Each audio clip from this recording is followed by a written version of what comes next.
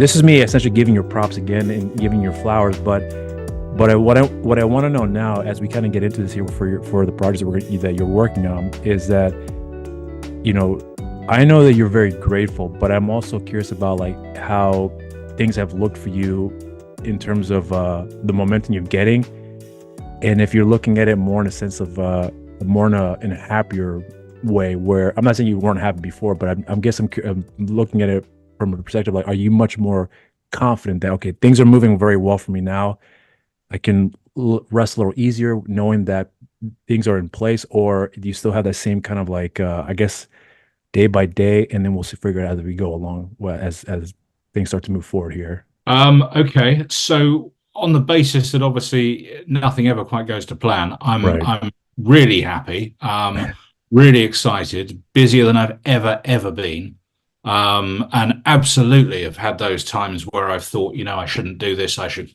leave, do something else. The industry has changed more in the last 10 years than in the last 30, and more in the last year than in the last 10 years, because we now have no physical media at all to rely on. And that was also a really easy way of connecting with an audience, because people knew that if they were buying something physically, then it was a proper movie. Whereas I think digitally, the landscape has changed massively. Right. Um, Even as far back as probably when we last spoke, I was kind of, I it was a slow start to Shogun, partly the pandemic, Right. definitely put the brakes on. But there was this weird time for me when Renegades was a movie that I thought was going to change my life, and it didn't at all. In fact, I think of all the movies I've made, it's one that resonated the least. Mm. And so I kind of had to think, right, so these kind of $1 million action movies aren't where the place is for me.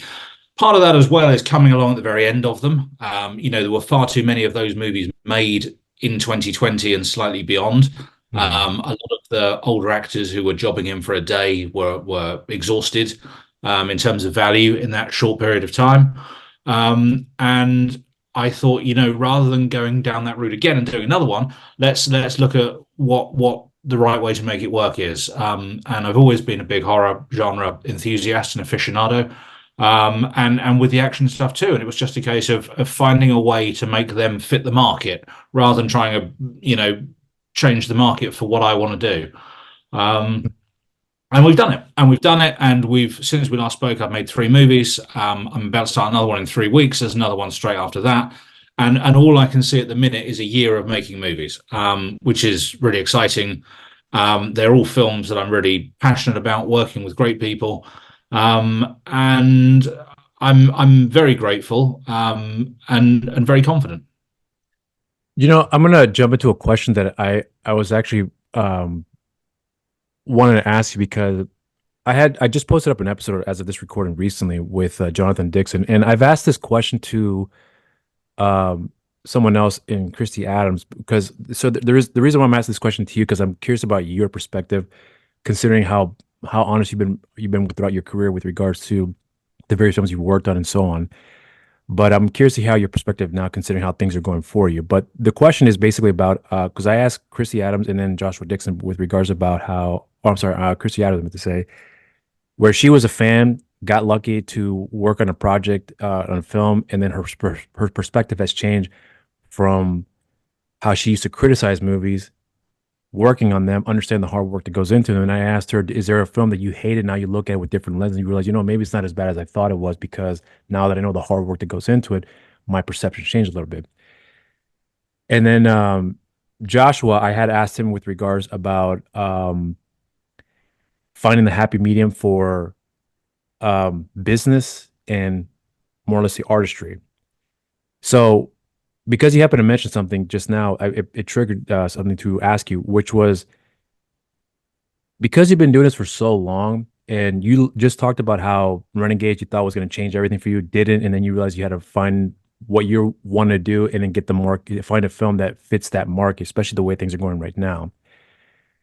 But it's very obvious you're very passionate about what you want to do. But I also am curious about how your perspective has changed now when it comes to the market. Okay, so but these are the films that I want to make, but the films I want to make may not reach out to everybody because it doesn't fit, what people want to see. But I want to make a movie that I know I want to see, but I have to see what the market is demanding.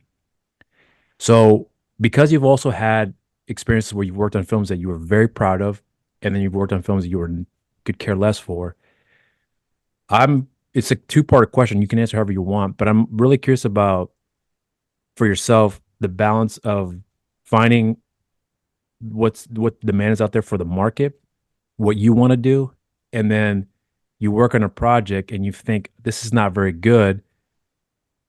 And I'm wondering if anything at this point right now has changed for you and how things have looked for you, how you look at it now, especially now that you have a lot more going on. And I'm just curious if there's a slight change in that perspective for yourself when it comes to making the films, putting it together, and then looking at it again and say, I wasn't very good, but you know what? I'm happy that we went through X, Y, and Z or whatever the case may be. So I hope you understand where I'm going with this here, but yeah, like I said, it's a two-part question, answer however you want. Yeah, I think the interesting thing at the minute is the market doesn't really know what it wants. So a year ago, 2 years ago, people would say, "Get me X actor and Y actor, and here's $1 million, go and make a movie." And that has now very much stopped. That stage of the business is over. I think those $1 million action movies are over. They work at a bigger level, and they work at a smaller level, much smaller level. But it's impossible to make that budget back in that space, which is unfortunate because it's been a mainstay of the industry for a long time. So what I think it comes down to now is quality. If you have good actors and good action, and by action I don't necessarily mean bangs and flashes, I mean the action in the movie, if it's a horror movie or whatever it is. If you make a good movie within your resources, I think that's what punches through. And it's interesting, you mentioned Joshua Dixon, whose movie Hellhound has come out recently. Mhm. And, that's a good action movie on a very low budget. With an actor we all love, Louis Mandylor. Yeah. But it's a small movie, and what they did was they used their strengths, which was shooting it in Thailand and getting all that value out of the action, and that's what's made that movie stand out. Yeah. And that's what's interesting, and I suspect, and I have no insight into this, but I suspect that will do considerably better business than a much bigger budget movie with a bigger star, which is made with less care. And I think that's what's been shown up in this time, is that the people who were just hacks really making these movies without any care or attention have been exposed, and those low quality movies are falling by the wayside. And as producers, we're now sort of duty bound to work with talented filmmakers who can make the most out of a low budget, but they really care about making a movie. And you'd be surprised at how many people don't actually care, particularly with these genre movies. They just see them as a stepping stone to something bigger. Something that's going to get them an award or work with big stars or whatever it is. And I'm not interested in that. I'm really happy making B movies. I've always made them. I always will make them. And the budget is less important to me than whether I get to work with great people, whether we get to tell great stories, and whether we can entertain people. And as long as we can do at least 2 out of 3 of those, then I'm happy. But do you think though that because like I've noticed now a lot with what you said, I do agree with here, but I'm also curious about, so before we talked about in our first conversation, like before you couldn't get access to various actors to work on the films that you're making now that are now more or less available because for whatever the reasons maybe they're not, their trajectory wasn't like as demanding as it was before, and now you get able to get access to them more easily now than you could 10 years ago. But from your perspective though, do you think that, as you said before just now about the you're there we're seeing the exposure of like people who don't care, and the quality shows that as well too in the films. Do you think that in time we have directors like Joshua Dixon, we've got Will Kaufman, Kyle Kawika Harris, like the guys who I'm massive fans of that are making low budget films, but they're making with such high quality with the very limited production they have or limited resource they have. Do you think that in time with people like that who are clearly high caliber with the little resources they're using, that in time that I guess you could say more or less the studios, if you will catch us like these guys were able to make these type of movies in this with this limited budget. let's actually give them a real chance for them to work on these things that they're so good at, but at a higher level. Like, do you think in time that will change with directors like that out there? You'd hope so, wouldn't you? I mean, the natural platform for all of those guys was Tubi. That was when Tubi were making genre originals. That was very much the intention. And we had some stuff in development with them. Now they've done this kind of 360 and seem to have moved away from that, which is unfortunate. Mm, I think from what I see, they're changing the essence of what is Tubi, which is essentially a digital version of your background. That was what it was supposed to be, right, right. and that seems to be going another way. But the thing is, when things like that happen, then there's always another Tubi waiting in the wings to come and take that space. I don't know who that is yet, but I'm sure it will come. I don't think the studios are looking at these kind of movies anymore. The studios are so over politicized and so overrun with bureaucrats and stupid amounts of money. I'm a great believer that none of these movies need to cost $150 million. It's just crazy. That's why they're not making money. Yeah. I also think, and this is probably quite controversial. Yeah, my wife and I sat in the theater a couple of times and watched the trailer for The Fall Guy, and thought, "Wow, we're not going to go and see that because it looks nothing like The Fall Guy." Yeah. That, in my opinion, is why that movie didn't work. Is because you're selling an IP to people who are too young to know what it is, and then you're selling a movie based on an IP to people like us who, that's not what we want to see. Lee Majors with a cigar. We want to see Ryan Gosling. Yeah, that's about as far away from Fall Guy as you get. I want to see Chris Hemsworth as the fucking Fall Guy, not him. It's so stupid that these people are making decisions without actually thinking about what makes it work. And it didn't surprise me. And I'm have no desire to work in the Hollywood system whatsoever. But I see these huge budget movies, in the theater, and I just think, how has that been greenlit? How has that happened? How has someone been given 30, 50, $100 million to make this rubbish? And it's just weird. It's just really, really weird. And I think that whole studio system is in danger of imploding. You since you just mentioned about how you felt like it was all rubbish to you, like, are you more? Because I don't know if I asked you just directly, but when it comes to you criticizing movies, especially your own, but let's just talk about other people. But when you're talking about other people's work, are you more sensitive to how you point out what you like and didn't like, or do you rather just, if behind closed doors, I'll say what I want, but publicly, I probably will just refrain from saying anything because I I'm in the think I space of making films too. Look, I think the thing is, I can criticize the Fall Guy because who the hell am I to them? They don't care. And, Ryan Gosling is a great actor. I just Right. don't think he's right to play that role. That's not a criticism in that sense. But I did think it was a misbranded or missold movie in a lot of Yeah. ways, and just wrong for me. I also think that even at my level, I know how hard it is to get any movie made. And that's Hmm. why I say every day is a war. So anyone that can make a movie and get it released deserves huge respect. But I think at the minute there is misfire after misfire in Hollywood because people are still being totally snobby about popcorn movies, and that's a real problem. And the retreat of sort of A-list stars into streamers. Stallone always on my mind when I talk to you because he's right Yeah. behind you. Yeah. He's Yeah. doing Tulsa King show, and I'd still go and see him in the cinema. The whole world went to see Tom Cruise in Top Gun 2 because Yeah. he's still got drawing power. But now Hollywood is obsessed with IP. Everyone has to go and see it because it's a brand or a intellectual property or whatever. They've killed Star Wars. Marvel is Yeah. obviously collapsed because it ran out of using human beings and just became CGI. Yeah, none of this was hard to figure out, but all these people being paid billions in Hollywood somehow missed it. Speaking of Stallone, we talked about this last time. Did you ever get a chance to watch Tulsa King? Not yet. No, it's No. still in my to watch list, but I can't wait. Frank Grillo's in the new season, isn't he? Which they're Yeah. filming now.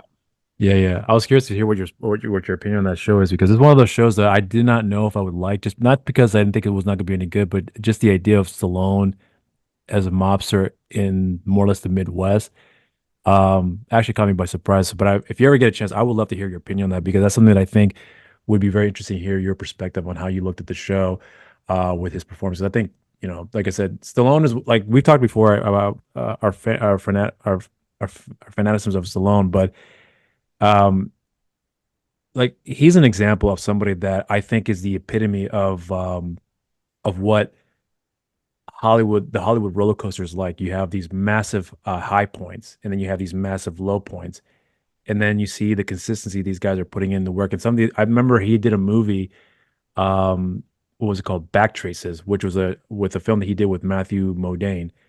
And I wasn't a big fan of the movie, but the idea that he was in the film, despite how the movie turned out, I was still impressed that he was still working.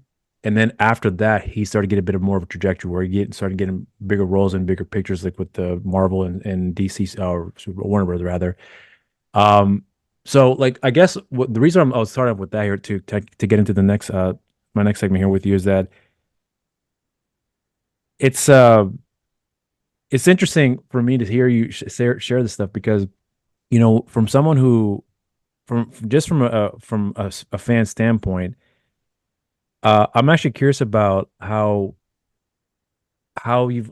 whenever you hear somebody talk about your movies, whether it be good or bad, but when they're talking about the film, do you have the mindset of someone just saying, at least they're talking about it, or do you really care about the what their input is as far as like how what they're saying, why they're saying it, how they're saying, et cetera, et cetera. I'm curious to be able your perspective, like how things are looking for yourself beforehand, and then the project you're working on now that you're very passionate about, very excited for, and what you're expecting to hopefully get out of it moving forward. I'm always interested in what people genuinely think about my films, all films. Right. I think you never stop learning, and it's always perspectives are an amazing thing. Um, and obviously, like I'm sure you do, I talk movies with people at every opportunity. Yeah. I don't take it personally. Um, there's a difference between that and the fact that Amazon and IMDb have made everyone in the world a movie critic. So when people, click 1 star and write this film is shit, I think, right, okay, thanks. Let me come down to your workplace and rate you. But in the UK, we don't use Rotten Tomatoes the way that you guys do. It's Mm. not the way that people choose to see movies. Friends in LA just look at that on their phone, and that's how they decide what to go and see. In the UK, it's not quite as influential as it is there.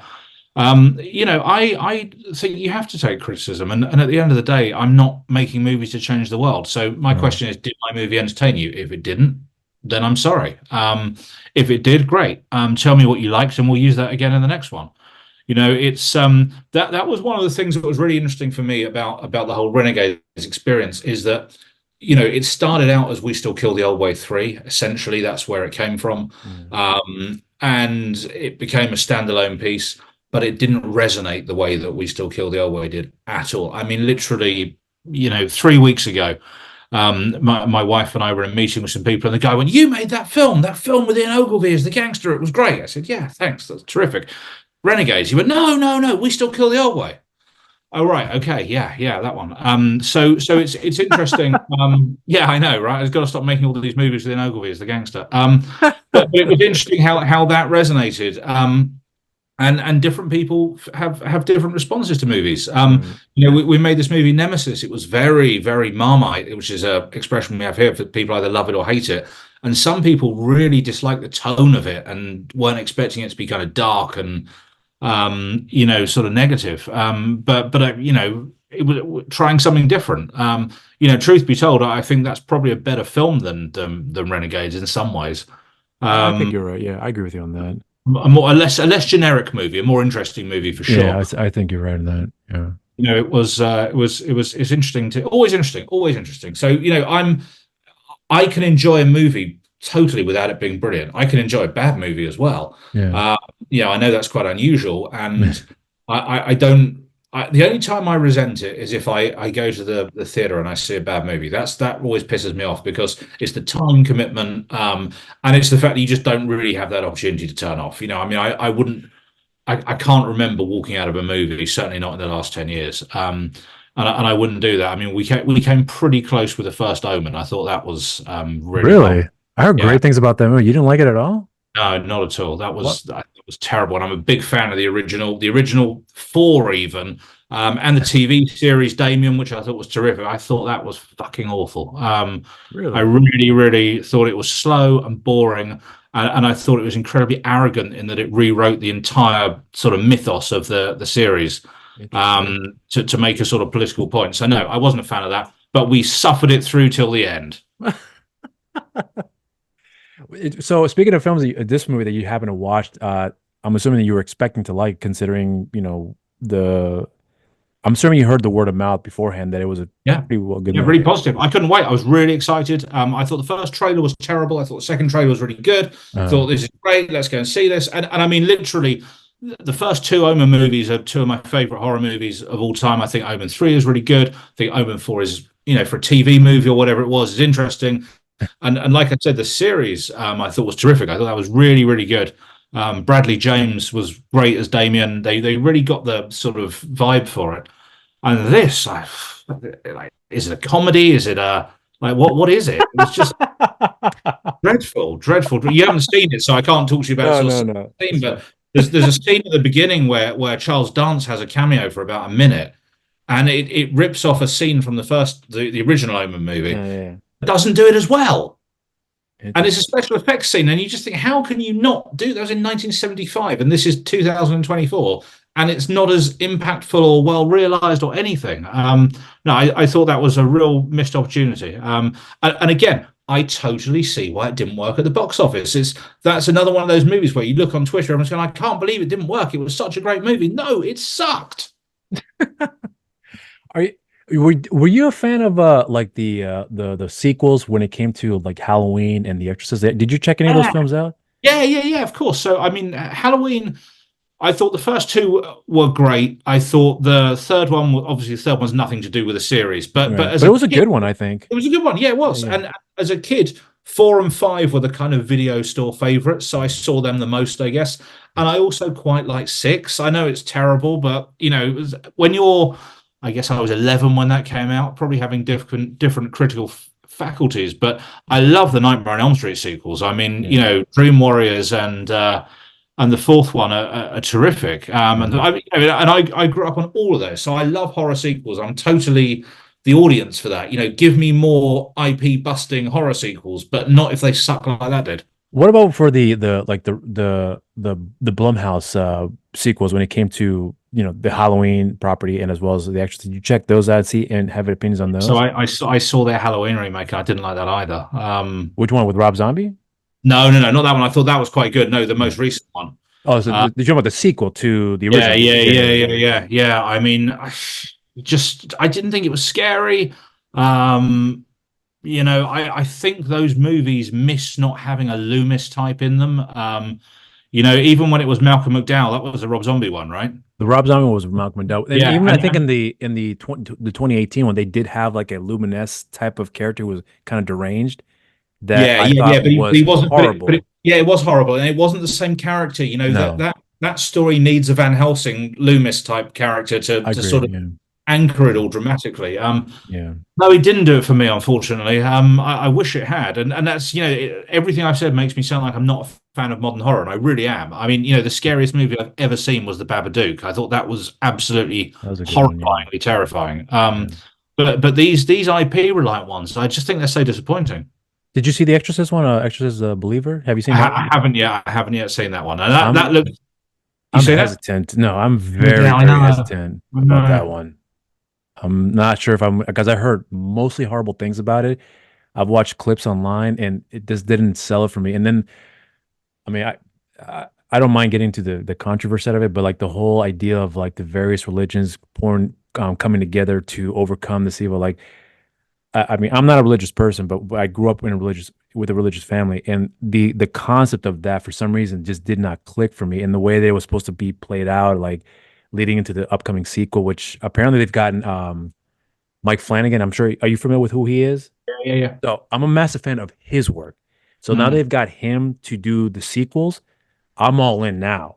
But that's why I'm looking forward to checking out this sequel to see if maybe what they're gonna do to kind of retcon or whatever they're gonna continue with here. But the whole idea about the plot that they took with the movie, I wasn't a fan of it from hearing it, and I'm still quite hesitant to check it out. But I guess what the reason I'm pointing this out is because you I'm not sure if like the indie market is completely different from more or less the major studios, but like when you come up with ideas, especially for horror films, because horror films and action films is the most accessible genre out there for everybody. So when you're thinking of ideas and you're watching movies like this, do you think like are the ideas that you have or working with other people, are they a lot more I don't know if it's the best way to ask, but like do you find it much more easier to say, for example, if you're pitching an idea to somebody, hey, we have this idea for X, Y, and Z for a horror film, and this is how it's going to work out. This is how we envision it, et cetera, et cetera. Is it much easier to sell that as opposed to, let's say, for example, like Renegades or even Nemesis to get it out distributed? Like, I'm really curious about like the ideas of like what you guys have in store for these upcoming projects. Is it much easier now to sell them? Maybe it's not the best question to ask, but I hope you understand where I'm going with this here. But Yeah, I do. I do. I mean, what's different? What's changed in my career is that when I first started out, we were essentially selling a one sheet, and then we were selling a DVD, and now we're selling a thumbnail. That's what we have to try and convey in our key art is a thumbnail that people will click on their mobile phone to buy or download or whatever a movie. And in a lot of ways, it's made it easier because we're looking for horror movies with really clearly defined parameters. So killer clown, werewolf, vampire, scarecrow, witch, right, right, demonic possession, whatever they are. And funnily enough, those 80s horror movies we were talking about, you can sell Michael Myers with one image, you can sell Jason Voorhees with one image. So we're always looking to find those things that work really, really simply because you don't get the opportunity to explain your movie the way that you used to. And we don't have to a degree when you and I were younger there was Fangoria yeah, as a newsstand magazine. yeah, yeah, In the UK there was one called the Dark Side. There were some magazines, but they were the only places you could read about the horror movies apart from in the reviews in the paper. Whereas now there is this massive oversaturation with horror because of the internet. Everyone can look at it all the time. Everyone's making a horror movie. So what you have to stand out with is that really clear image that says this is what my movie is. Will you invest in it? Essentially, invest your time into it as a viewer. And in some ways, it makes it easier because traditionally people have been trying so hard to be clever with horror. And by the way, obviously this is different with Blumhouse because they have theatrical release and they have a huge fan base, and so I'm not talking about them. I'm talking about the real down in the trenches indies. And I think it's cool. I mean, there's also this never-ending sort of Sharknado-inspired trend for these alarmist titles of, sort of killer nuns versus werewolves and shark versus octopus and all this kind of stuff. But I think people know that if you have that kind of title, it's a different proposition. You're not going to see, something to contend with the Meg. And that stuff obviously has an audience because they right. keep making them, and that's good because I'm a great believer that all movies in the ecosystem have their place. There's as long as there's an audience for it, then that's great. But in a way, it makes it easier. And so when I meet with writers, directors, filmmakers, whatever, and they pitch me these incredibly convoluted genre ideas, and ultimately, I'm still looking for that elevator pitch. Explain it to me in one line and tell me what the poster is going to look like. Because ultimately, that's all we have now. We don't have physical magazines. We don't have linear television with which to sell our movies. Distributors just don't have the budgets to advertise these things the way that they used to. There are no posters on the underground. There are no commercials on TV because there is no TV anymore. It's harder and harder, and we have to try and do as much as we can ourselves. And then you have the really horrible conundrum of social media because getting those engagements on social media is almost impossible. Yeah.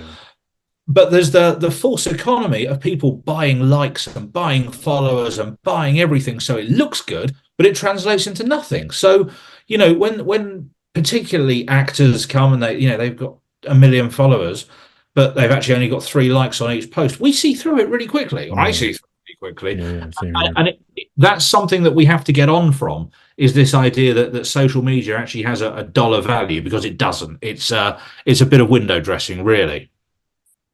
So you mentioned before, like it's easier as far as like how, as far as the pitch is concerned, or the way that you're able to present an idea. But do you also feel like there's a bit of a detriment to it as well too when it comes to like the time it takes to delve into certain ideas? I mean, like some films, it's horror films especially. It shouldn't be, at least depending on what you're trying to do, should be pretty straightforward. Good guy, bad guy, evil spirit, whatever the case may be. But when you're listening to a pitch, like if I'm pitching something to you and I'm saying, Jonathan, I got an idea for this. Here's the poster. This is the tagline. Like, is it easier in the sense that, okay, now I got the gist of it. Now I want to hear the rest of it, or whatever the case may be. It's like is because the reason I'm asking this is because I'm kind of in a position where I've been hearing these stories a lot more lately, where it may sound good, but I mean, don't you want to hear the details? And I understand timing is an issue as well too. For some people, they just want to make sure they can hear. They just want to get the very basics of it and then kind of go off of that. But I always wonder if that's a detriment too, because you pitch the highlights, but then you make the movie and you realize, wait a minute, that's the film that you wanted to make sounded really good, and but it's not coming out as good as I thought it was. If that makes any sense. I mean, I'm not Well, sure what your I think perspective on that is. that's the producer's responsibility in terms of how much work they put into the development. Right. And for me, the answer to that is a lot. And a writer I'm working with at the minute, who I've worked with for a long time, paid me a great compliment, and he said, "You literally have development under your fingernails because you're so into it," and that's true. Yeah, constantly. Oh, It's man. Saturday, and I had a writers' meeting at 10 o'clock this morning, because ultimately, that what we have to strike is a balance between creativity and budget, and the only person that can really do that is the producer in my sector. It's different in director driven projects and what have you, but I really am across all of that. And if you put the work in, and as long as you don't aim higher than your budget, that's where a lot of these movies go wrong, is when people try and make a $5 million movie for $500,000, because that's not the right way to approach it. You have to think, this is how much money I have. What's the best story I can tell within those parameters? And you'd be amazed at how many people don't do that. Why do you think that is for most people? From your perspective, from your experiences working with people that they're given a budget, but they want to go beyond that. Do you think they just don't truly understand the responsibilities of like, hey, this is all we have, work with it, or I they're think they're too just ambitious? I think it's an ignorance on behalf of the industry. I mean, there are all these people. If you go looking for them online, who will tell you or sell you a course in how to write a movie, how to do this, how to do that, and it's all bullshit. Trust me, Roger Corman never went on a course of how to make a movie. The only way you can learn it is by doing it. But there is still this sort of cult of, you can't make a movie for less than a certain budget, this is how it has to work. That, actually the truth is, the only people that are going to survive the next round of cuts in the business are the disruptors. People who are actually making sellable products for the right budget that people actually want to see. And there is still an army of people not doing that, and they're either trying to overfund, in which case it doesn't get made, or they're overspending, in which case it doesn't recoup. And there's this sort of vicious cycle of failing upwards, if you like. And it's tough. It's a really tough business. It's a stupid business. It doesn't make any sense a lot of the time. Although that's partly why we love it. It's because it's so crazy.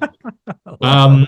It's and also, there is no formula for it. If there was a foolproof formula, Yeah, yeah, I'd be yeah. retired living in Barbados and not talking to you right now. That's the truth of it. But I've been doing it for a long time, and I still haven't cracked the absolute secret. But I've found what works for me, and I found the model that works for me, which is great, and I'm really lucky in that. But I think you can find the model, but still not have that kind of nose for the genre, which I think, because I love those movies, Yeah. then I hope I have. For yourself though, like what's in the beginning when you first started, when you're first part of the filmmaking process, um and now that things have, like I said before, we talked before about how things have gotten a lot better in terms of the momentum of the productions you're working on right now. Has anything changed for you about what part of the process you liked maybe in the beginning, don't like now, you love now, or like more, or whatever the case may be? Because I'm sure it varies from project to project, but I'm wondering if there's a consistency about what you did love and don't love anymore now, or what you used to hate now you love, as far as whatever task that you're required to do with whatever projects you're working on. Because I figure that there's a love and hate relationship with everybody in the industry when it comes to the actual filmmaking process. But I'm curious about what is one that you still love and what you don't like anymore, if that makes sense. The one I love now is being on set. And to be honest with you, in the past it hasn't always been. I always look back and I think, what was the happiest movie I made? And it was probably Vendetta. And I was there every single day, first one on, last one off. And somehow I thought, this isn't the best use of my time being here for 15 days. I should be off doing deals for the next movie or whatever. But actually, what I came to realize is that if I'm there, then the buck stops with me in every sense, not just financially, but in every way. So the last three movies, I've really changed my MO. I mean, I was there every day on Nemesis and Renegades as well. But they were more challenging movies because they were made during COVID and Right. what have you. And I think particularly with Nemesis, I'm sorry, with Renegades, it just never quite came together. So that's the big change for me, and I really, really enjoy it. And I really enjoy the people I work with. I've built this really great unit of a crew who are smashing, talented people. They're really hardworking, and their work is phenomenal. The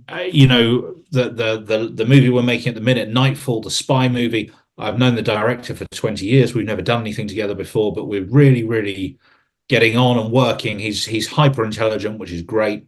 We challenge each other as filmmakers. Same with the previous movie, Halloween. Phil Claydon, proper movie director like Ben. And the thing is, for me, I kind of feel that I'm the sort of devil's advocate for them. So I will say to them, tell me how this is going to work, and if they tell me, then it's my job to support them. And if they can't tell me, then it's my job, not them in particular, but then it's my job to try and find a way to help them get where they want to get. So I'm really enjoying that. The bit that used to enjoy that I don't so much anymore is the sort of marketing and promoting of it, because there just aren't the platforms. There are not the platforms to get them out that they used to be. So it's harder and harder and harder. But that won't stop me talking to every interviewer and every journalist possible to try and get the message across. But there are substantially less than there used to be.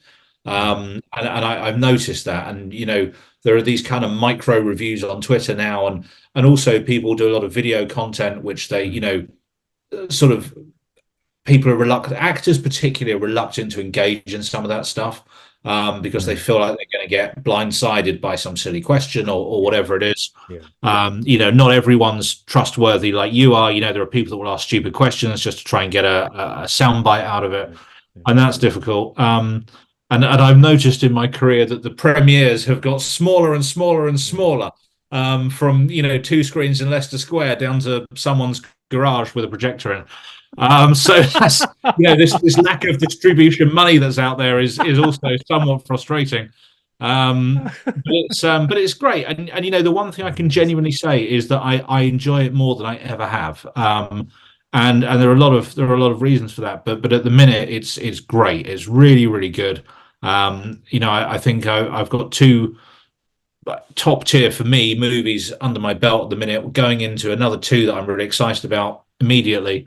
So yeah, I mean, I can't complain. At the end of the day, I'm still here making a living out of my hobby. So what for you, because I've asked questions, I've had this question asked a few times with other people, but I'm curious from your end, because you've given me the time out of your day to speak with me, and you're giving me a lot of time to do this right now. But how did you learn to manage your busy schedule to make time for yourself, family, go on holiday, whatever the case may be? Like, where do you find that balance to do that where you don't burn yourself out? Well, I'm lucky, aren't I? Because I'm married to my job, literally, because my wife's an actress. So we work together a great deal. So Right. that does make it really easy. Right. And I don't know how easy it would be without that. That is a very fortuitous position that I'm in. But I can switch off now as well. Maybe that's why I'm enjoying it more now. I don't really go on social media. I came off Twitter at the end of last year. I don't really use Instagram anymore myself. And I've found that decluttering all that stuff out of my head has made me a lot more relaxed. Yeah. And when I leave the office, if this is my office at home, when I leave this room and shut the door, that's it. I don't come back down. If I'm in the office in town, then when I leave and close the door, that's it. I've gone. And I never used to be like that. I never used to be able to switch off. And I think I would love to be in that position in a couple of years' time where I don't even have a smartphone. I think that would be great. I think you come in, Yeah. you do your work, Yeah. you have a phone that makes calls, great. But do we need to be tapped into these things all the time? I don't think so. And I'm at the risk of sounding like a grumpy old man, which essentially is what I am. I despise TikTok. I hate it. Absolutely detest it. Why is And I that? because it's ruined the attention span of young viewers. Oh, yeah, you All got a they point on all that. they Yeah. can watch now is these two Yeah. second clips like this, and I just think it's an evil thing. And so on that basis, I would love it to be banned because I think it's a massive backward step. You know what's funny? Because you talked about Fall Guy earlier. What's funny is that the movie didn't do very well in theaters, and you talked about attention span. This is why I'm asking this question to you. Um, the accessibility to the movie now, where, for example, like, when we were growing up, you watch a movie in theaters, you had to wait most likely a whole year, maybe a little bit more before it comes out on VHS, Mhm. which then a couple months down the line will be available on TV. So there was that whole waiting process. And In then, in the UK, the TV was 3 years. oh, really? I didn't know that part. I didn't Because we know. had no cable or anything, so there was a 3 year holdback for TV. Wow. Yeah. We had it really lucky here in the US then. But the point I'm getting to here is that with Fall Guy, for example, didn't do very well in theaters, but all of a sudden, I not that I never noticed it before, but I guess because of that movie, it made me more aware of it now. I think like 2 weeks later, it became available on VOD, Yeah. and I was like, what was the point of it putting in theaters in the first place Well, for because some? the answer to that is they pulled it out of the theaters because it costs money to have it in the Of theaters. So course, they yeah, that part I smash the know. window and put it onto VOD. But I guess what I was trying to get to as well is regards to the I don't know. I think that, like, I'll say this here. I think today's audience, I guess myself included, like, we have the ability just to say we'll wait for when we get home. Well, back in the day, we didn't have that, right? If Yeah. we didn't want to see the movie, we just wouldn't see it. And the studios were, all right, no one wants to see this movie. We'll get it out in 6 months or whatever. Yeah.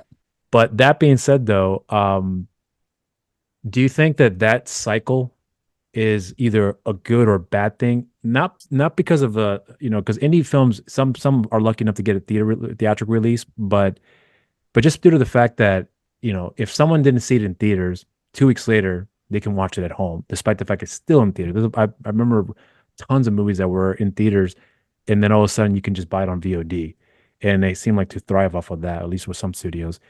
Do you think that's a good thing or a I bad thing? Bad thing. I think it's a really bad thing because everything is instantaneous now. Everything is there immediately. Right. And one of the things that was really exciting for me as a film aficionado growing up is that if a movie wasn't on TV or it wasn't in the VHS shop, I had to wait.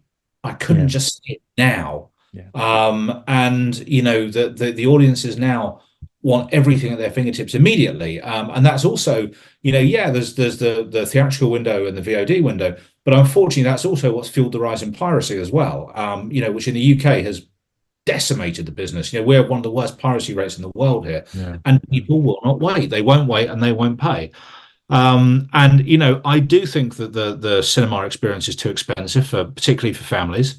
But for me, it was never about the cinema. We used to go to the cinema, the theater from time to time, but VHS rental was a much bigger part of my childhood than going to the theater. Yeah. Going to see a movie was like birthdays, Christmases, that kind of, like, maybe 3-4 times a year, whereas the movie at the rental store was once a week. Yeah. So in a lot of ways, that was a bigger part of my life. But one would read in books or see on the TV clips from movies. But if you couldn't get them then, you just had to wait, or you had to Yeah. look for them on video or whatever it was. But the truth of it is that now you or I can leave this conversation. We can open up an illegal torrent site and we can watch pretty much any movie that we want to watch. Yeah.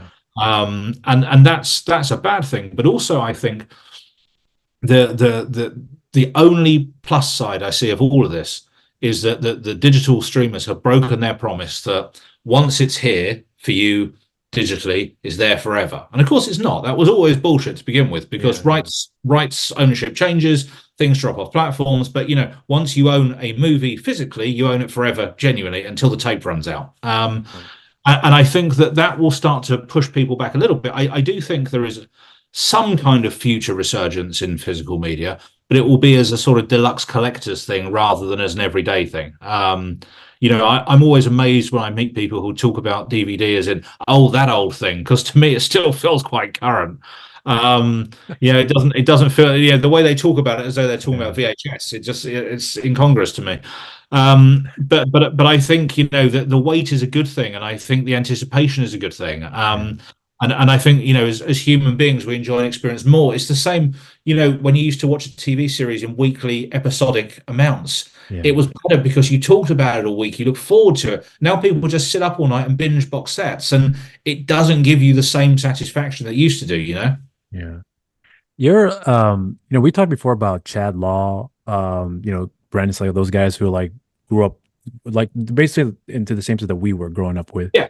And then now they're making the movies that you and I have grown up watching and we're fans of as well. Do you see a little bit of resurgence of that too with the industry? And I'm not talking just indie, but the overall industry when it comes to guys who grew up watching this stuff, making these movies. And then I did a review for Reacher season 2. And I remember saying in the review, this was the kind of show I would have loved to have seen as a kid. I would have killed for a show like this as a kid, because it was essentially a throwback to old school action films and just turned into a TV show, even though it was based off a book. But I'm starting to notice a little bit more of that now in some spaces. But do you feel like that's that we're going to see a little bit more of that, more or less in the mainstream area, where we get to see films that you and I grew up watching that are going to be more or less the attraction that people will actually hopefully gravitate to, where we can see that those properties become much more valuable, where it's a demand that, we're not going to be having to try to figure out that is it going to be a shitty, I'm not going to say a Bourne movie, but some of them were not that great. But I hope you understand where I'm going with this here on that. Yeah. I mean, I think Chad Law is like the pinnacle of achievement in this field. He's a brand of himself, and obviously he's a really good friend of mine as well. And he's got a killer bear movie that's just in post called Savage Hunt, which they used a real bear for. He's got a people trapped upside down, a roller coaster movie that's just about to start filming. He works relentlessly, and he is an ideas factory. I think he's kind of alone in that space. I don't think there's anyone else hanging on his coattails, and he's a seriously talented guy. And he has an encyclopedic knowledge of those old movies like you do and like I do. And he loves them, and we spend more time talking about them than we do about the ones we're making. And I think, that there are a lot of us who are film literate and have always been kind of told you shouldn't like that kind of movie because it sucks. And actually, those movies are really good. The movies that we grew up enjoying, they're really great. That's why they made loads of money and had loads of sequels, and why the stars all became, cult icons. And I think what's changing slightly is that we don't have to kind of kowtow anymore to people. People are realizing that commerciality isn't actually inferior to artistic greatness. Movies are movies, and people are enjoying that. And if you look at something like Barbie, which was a huge success, everyone's scared to start with, who's ever going to get to see a Barbie film? And then half the world went to see it because why not? I'm dressed as Barbie tonight. It's like it never stops. The pink is everywhere. But it's that I thought that was a really good kind of slap in the face for those people. And then obviously suddenly they all got on board and decided it was very worthy and great and all the rest of it. But I think it's the fact that tastes and choices are being more accepted and less sneered at now is a really good thing. Like horror movie fans don't have to apologize anymore. Action movie fans aren't all stupid. The world is realizing that this is the case, and actually we can all just enjoy what we enjoy, and we don't have to argue about it. I think part of that is that everyone's so angry arguing about the state of the world, they've given up worrying about little things like what kind of movies people like. Did you check out his film Lights Out with Frank Grillo? Have you seen that movie? I haven't seen that. No, the last one I saw was Section 8. I haven't seen Lights Out. I've seen a trailer though. It looks fucking awesome. I loved it. Yeah, I'm actually surprised you haven't seen it yet because I thought you'd be like right on it. But yeah, I'd be curious to hear your thoughts on that movie because like that movie to me, I remember the one of the things that concerned me about the movie was the fact that not to say that Mekhi Phifer is not a good actor, he's a good actor, but I didn't know if you can carry that same dynamic in a film of that sort with Frank Grillo because we all know can handle that stuff. Yeah, But to my surprise, out of all the things that I was concerned about, that was the one that I was most concerned about, and he actually was the one that won me over the most. But that movie to me was essentially what like I remember when I was watching, like this is what I loved growing up as a kid watching, and I thought about you as well too. When after I watched the movie, I was like, this is like my my dream where like films like this still exist. I mean, you have to find them like deep into the trenches, you know, because most people don't even know stuff exists out there. Which is why I'm always wondering like if whenever I see Chad make his movies, I'm not to say that I don't know if they're doing well, but I'm assuming they are because he's still making movies and I'm sure his ideas are not they're not a lot of people are not pushing back on his ideas because obviously they're selling. But I always wonder like for if someone like him is out there, how many more people are out there that we have not yet heard of that are have just great ideas that are very straight to the point that when I look at Lights Out or Section 8 or even like what was I thinking before? The Getaway. Like movies like that still exist, but for some reason, I'm not sure why people aren't going out to see them, but he's still well, making okay. movies, if that So, makes any so here's sense. the thing: if you are a young, latent Chad Law with all of that energy and talent, okay, this is what you have to do. You go to www.shogunfilms.com, you click contact, and you send me your ideas. And just remember, Chad is expensive because he's done loads of movies, and you don't have to be. Well, that's a good point then here. So speaking of Shogun films, then to transition to this, so these upcoming projects you're working on right now, I want to talk about the first one here, which is Halloween, because that's the one that I've seen the most of all the promotions you're doing here. Yep, yep. And I'm curious about, you know, because you're kind enough to allow me to see some footages of what we can be expecting here. I'm very excited. I told you before in the email that I had a huge smile on my face, and the reason why I had a smile on my face was because one, I'm going to say that I felt that there was a an opportunity that if the film does turn out well, and hoping people do connect with it, that not to say we have a new higher icon. I'm not saying that, but more in the sense like people will find the character that we're following here, as far as the villain's concerned, to be someone that they would love to continue seeing, if that makes any sense. Yeah, So yeah.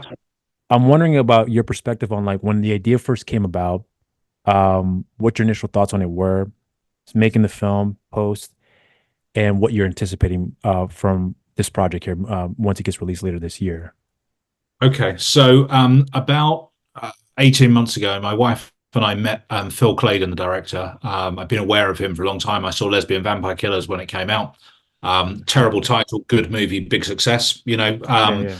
We met him. We kicked around a couple of ideas, and I liked him. I thought he was a cool guy. Very very film literate. Teacher's film. Hyper intelligent. Really like buzzy and energetic. And when we were looking at putting together a couple of low budget horror movies, he was a director that I reached out to, and I thought he's never going to want it because Lesbian Vampire Killer was a big movie. Yeah. And I reached out to him, and he said, "Yeah, great. What do you want me to do?" So we kicked around this idea of a killer clown movie, and that was the parameters of it. That was literally a killer clown movie that we could achieve on a low budget that was different, and that was what I wanted. And I had said, okay, so here's my defense of my not liking modern horror movies.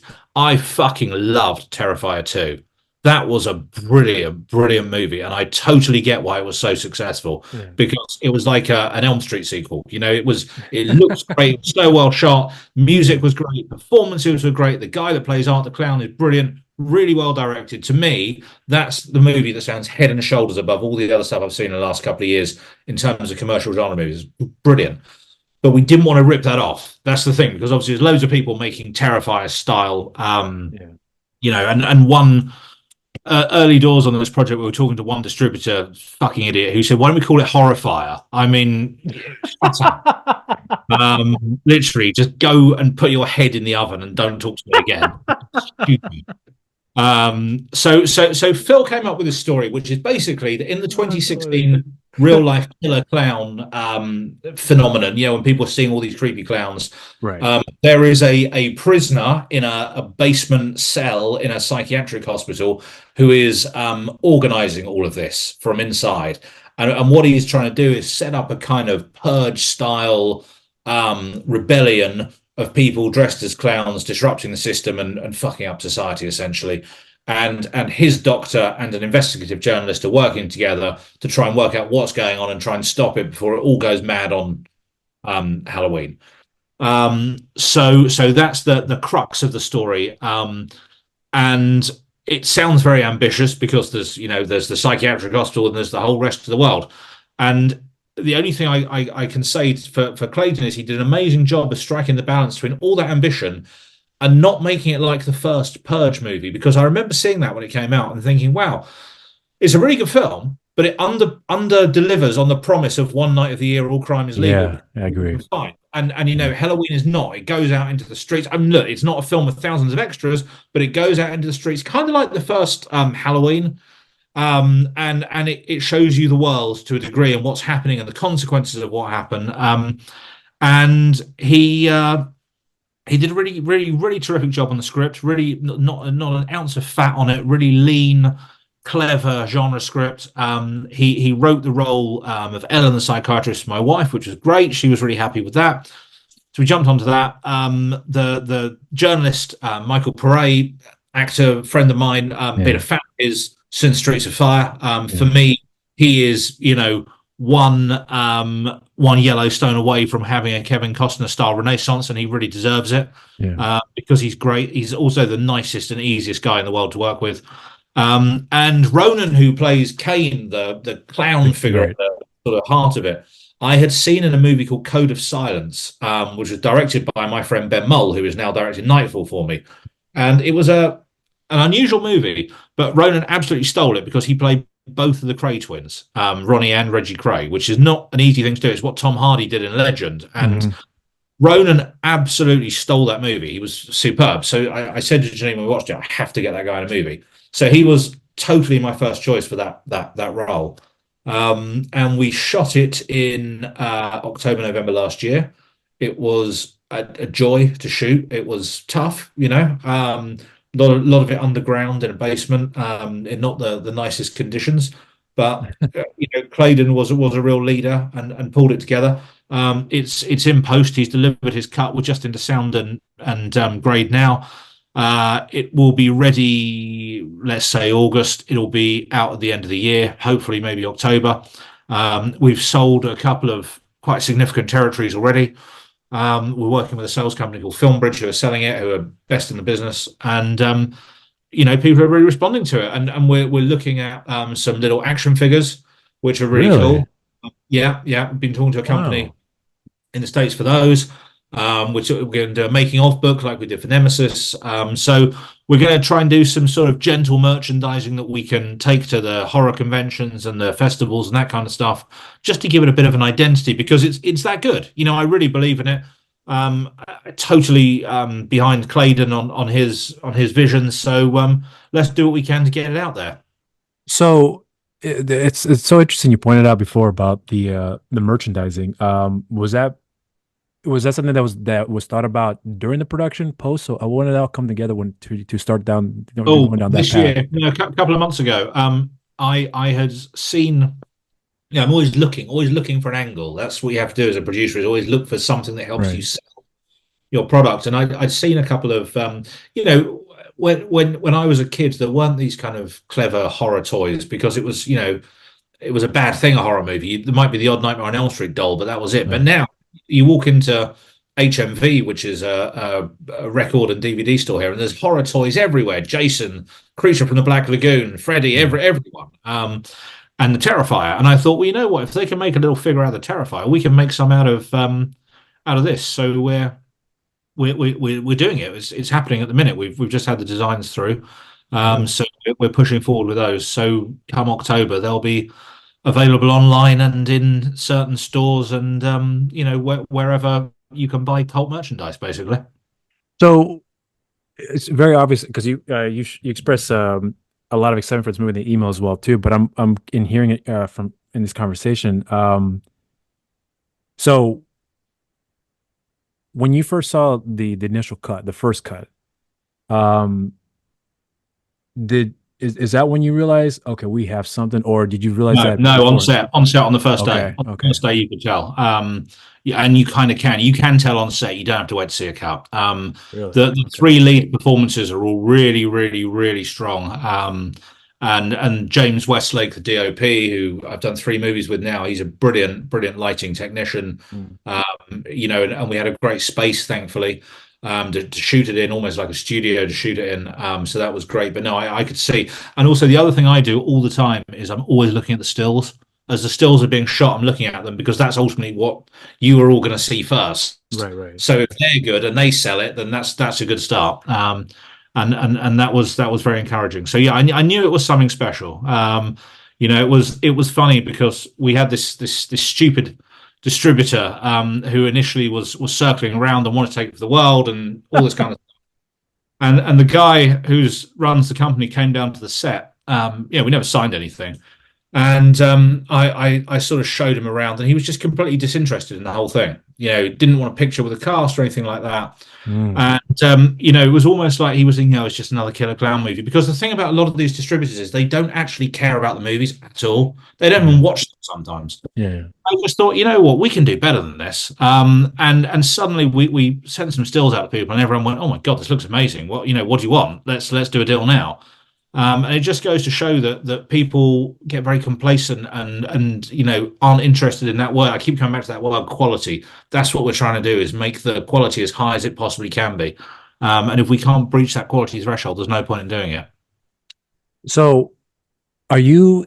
I mean, maybe it's kind of I'm not sure if it's a fair question, but do you anticipate that there will be a major, a good response from when the movie comes out that people will look at it and say, this is, you guys should check this movie. Like, are you expecting that? Or again, you're just kind of playing it day I by think I day? think that everyone has expectations. Mine Right. are it's a good movie and people will enjoy it. Anything beyond that is a bonus. Right. I don't think it's going to be a Blair Witch type phenomenon because there is only one Blair Witch. Right. But I think it will. If people get their eyes on it, they'll enjoy it and they'll talk about it and they'll tell their friends and their friends will watch it. And I think it's certainly the best horror movie I've ever made, but that's damning it with faint praise. It's a really solid original genre movie with some really stunning visuals, and I think people will ID with the characters. I would be very surprised if this time next year we're not making a sequel. Interesting. I love that confidence. It's interesting. So, okay, now, so you're in the editing process right now. If once the film is finalized and done, I would assume that you want it to be released during the Halloween season. That's the ideal time frame. Is that kind of Not, right? not really. I mean, I'm Okay. not fussed about that because that's when the competition is highest. I mean, people Oh, I always see. think horror movies have to come out at Halloween, but I don't know. I mean, do people only watch movies with snow in at Christmas? I don't think so. So I don't think it's that important, and I think distributors in different territories will decide when to release it based on what else is coming out as well, in order to give it the best shot. Hmm. So, do you have any say in the matter when it comes? Like, so the reason I'm asking this question, especially with this movie, um, when you were working on the movie, uh, do you? I guess my question is like, do you feel or do you allow the filmmakers to have more or less full reins, and then they come to you and say, hey, I have an idea. Let me know what you think. The reason I'm asking is because you seem very, very like I said. As soon as you said first day of shooting, I realized we had something really good. So I wanted to know like if what that means as far as like how much investment, how much hands-on you were when it comes to the project. Did you let the director do his thing, or did you chime in and say, change this, change that? Because I'm really curious about as soon as you saw what you saw that day, they made you realize, okay, now I got to do more of this or less of this, or let it be as it is and let them do their thing, and I'll chime in when it's necessary. Like I'm curious to be what that process is like for you in this production. Well, I had a very good working relationship with Claydon. It's important for me not to interrupt their flow or Right. to potentially look like I'm trying to overrule them. with any director. But if I see something, then I will find the right moment to pull someone aside and say, "Hey, what about this?" Or "But I thought that," or whatever it is. And it's a collaborative process. At the end of the Right. day, producers and directors should be on the same side. Right. There's this crazy Hollywood identity crisis where, producers are evil money men and directors are visionary artistic heroes and they have to hate each other. That isn't the case. Actually, we're a team and we should work together. And in the same way that I learned really early on in my career that the best idea in the room is the one that you go with. It's not about ego. It's about what's the best thing for the film. So sometimes I will give what do you think about this? What do you think about that? But I'm not going to go march in and go, "Hey, change this, you asshole! You've really screwed this up." That's the point. And if they are an asshole and they have screwed it up, I just won't work with them again. When you were done with the movie, was it? I guess my question is really more about like, did you did you have any sort of sentiments of like, this is going to be one of the best things I've ever worked on that I can't Yeah, wait for yeah, the yeah, to totally, get done? totally. I did. I mean, look, the dedication of Phil Clayton, okay, is that on the last day of filming, he turned up in the morning with the clown makeup on himself. That was how much the madness had taken over him. And he really, really busted his ass on that movie and delivered. And how can I have anything other than complete respect for someone that does that? That's what I'm saying. We're in the trenches together. Every day is a war. He's a really talented guy who's delivering, over delivering on this movie. And yeah, you can tell, and it's definitely it's a proper movie. It's a movie I'm incredibly proud of. It's not for me to say if it's my best one, but it's definitely one of my favorites for sure. And I'm just blown away by the job that he and everyone else did on it. It was a really, really good team, and they really, really performed. Was this one of the more, maybe easy is not the best word to use, but was it one of the more pleasant productions you've worked on, Yeah, yeah, it considering? was. Okay, I mean, okay, it's still hard. It's still right. like it's like people are working long hours, and there were problems and challenges, and the first day we arrived on set, and we had this sort of, like I say, mini studio almost to film in. And we found through no fault of their own, it was just a miscommunication, but the art department had dressed the room wrong.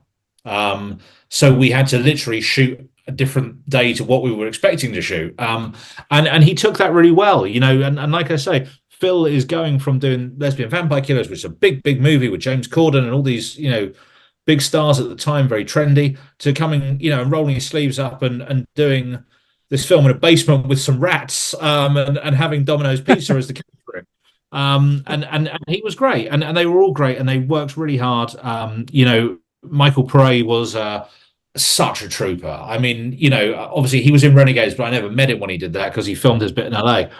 Um, Such a nice guy, such a seriously, seriously easygoing presence on set.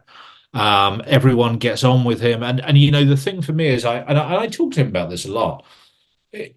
He is a list caliber movie star who works in B movies. And we have to remember that. Like, we're not doing him the favor, he's doing us the favor, because, like I said, he's that one role away from, leaving this space completely.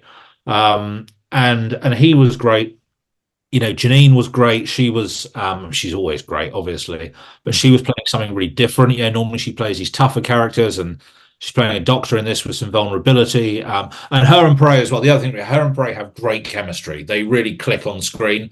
Yeah, Um, I did see and that in Renegades. Yeah, I agree with you yeah, there. yeah, yeah. Well, so obviously in Renegades they weren't even really talking on the phone, but in Yeah.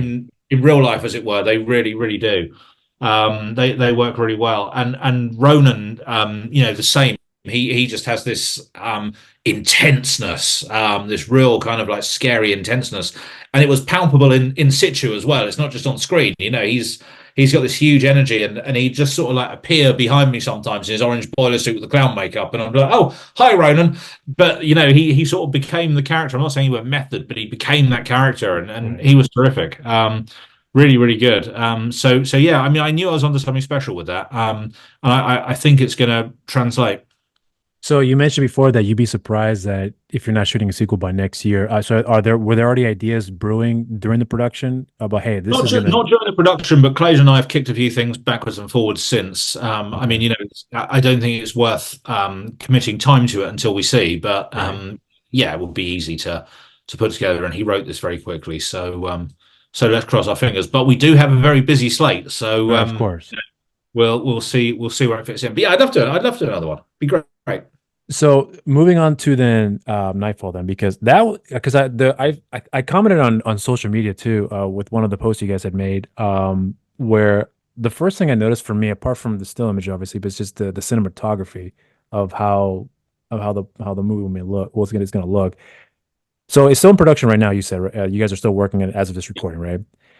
Yeah. So explain to me about that particular film because I think for anyone who may not be aware, Roger Moore's son is in the movie. He's the lead in this film. Yeah.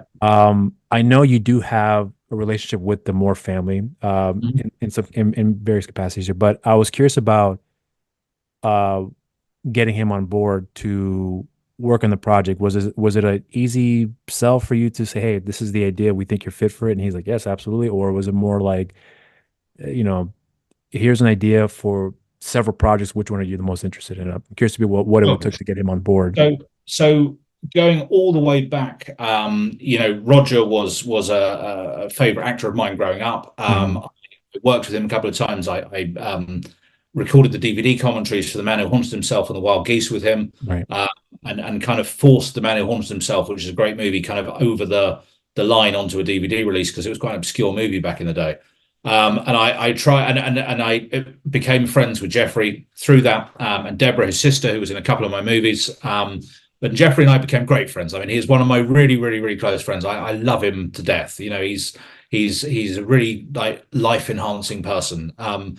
And we always talked about him doing something because he'd acted before. I mean, he was a child actor. He was in Right. Shogun Films in New York with his father, and he did another movie with his father in the 90s called Fire, Ice, and Dynamite. And we'd always talked about it. And when I made We Still Kill the Old Way, sent Roger a DVD and he watched it and he was very complimentary about it.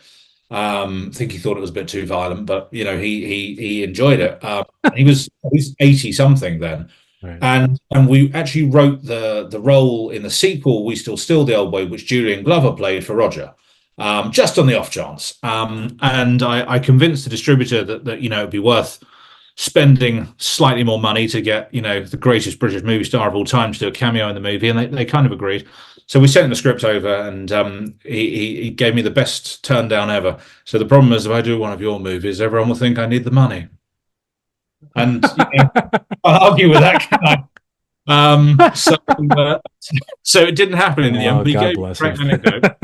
Um, and Jeffrey and I, the longer we were friends and the more time we spent together, he doesn't live in England, he lives in Switzerland, but whenever he was here, we'd get together and we talked and talked and talked. And so fast forward to last year, a writer that I like a lot called Robert Dunn, who is definitely one of those Chad Laws in the making for sure. Robert is a name to watch. So he was the originator of Nightfall, and he said to me, I've written this thing. I've written this treatment on spec for Ian Ogilvy and Janine, and I'm going to send it to you. And he sent me the treatment, and it was about a female spy getting into trouble, seeking refuge in her estranged father's country estate, and them teaming up in a sort of home invasion movie to fend off the villains.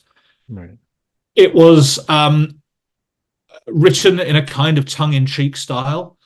Hmm. It was more Renegades than We Still Kill the Old Way, and I liked the idea, but I didn't like the story or the treatment or whatever. So we developed it and developed, and I brought in Ben Mull because we've been looking for something to do together. And originally there was a lot of chess in the movie. They were all playing chess together to various degrees.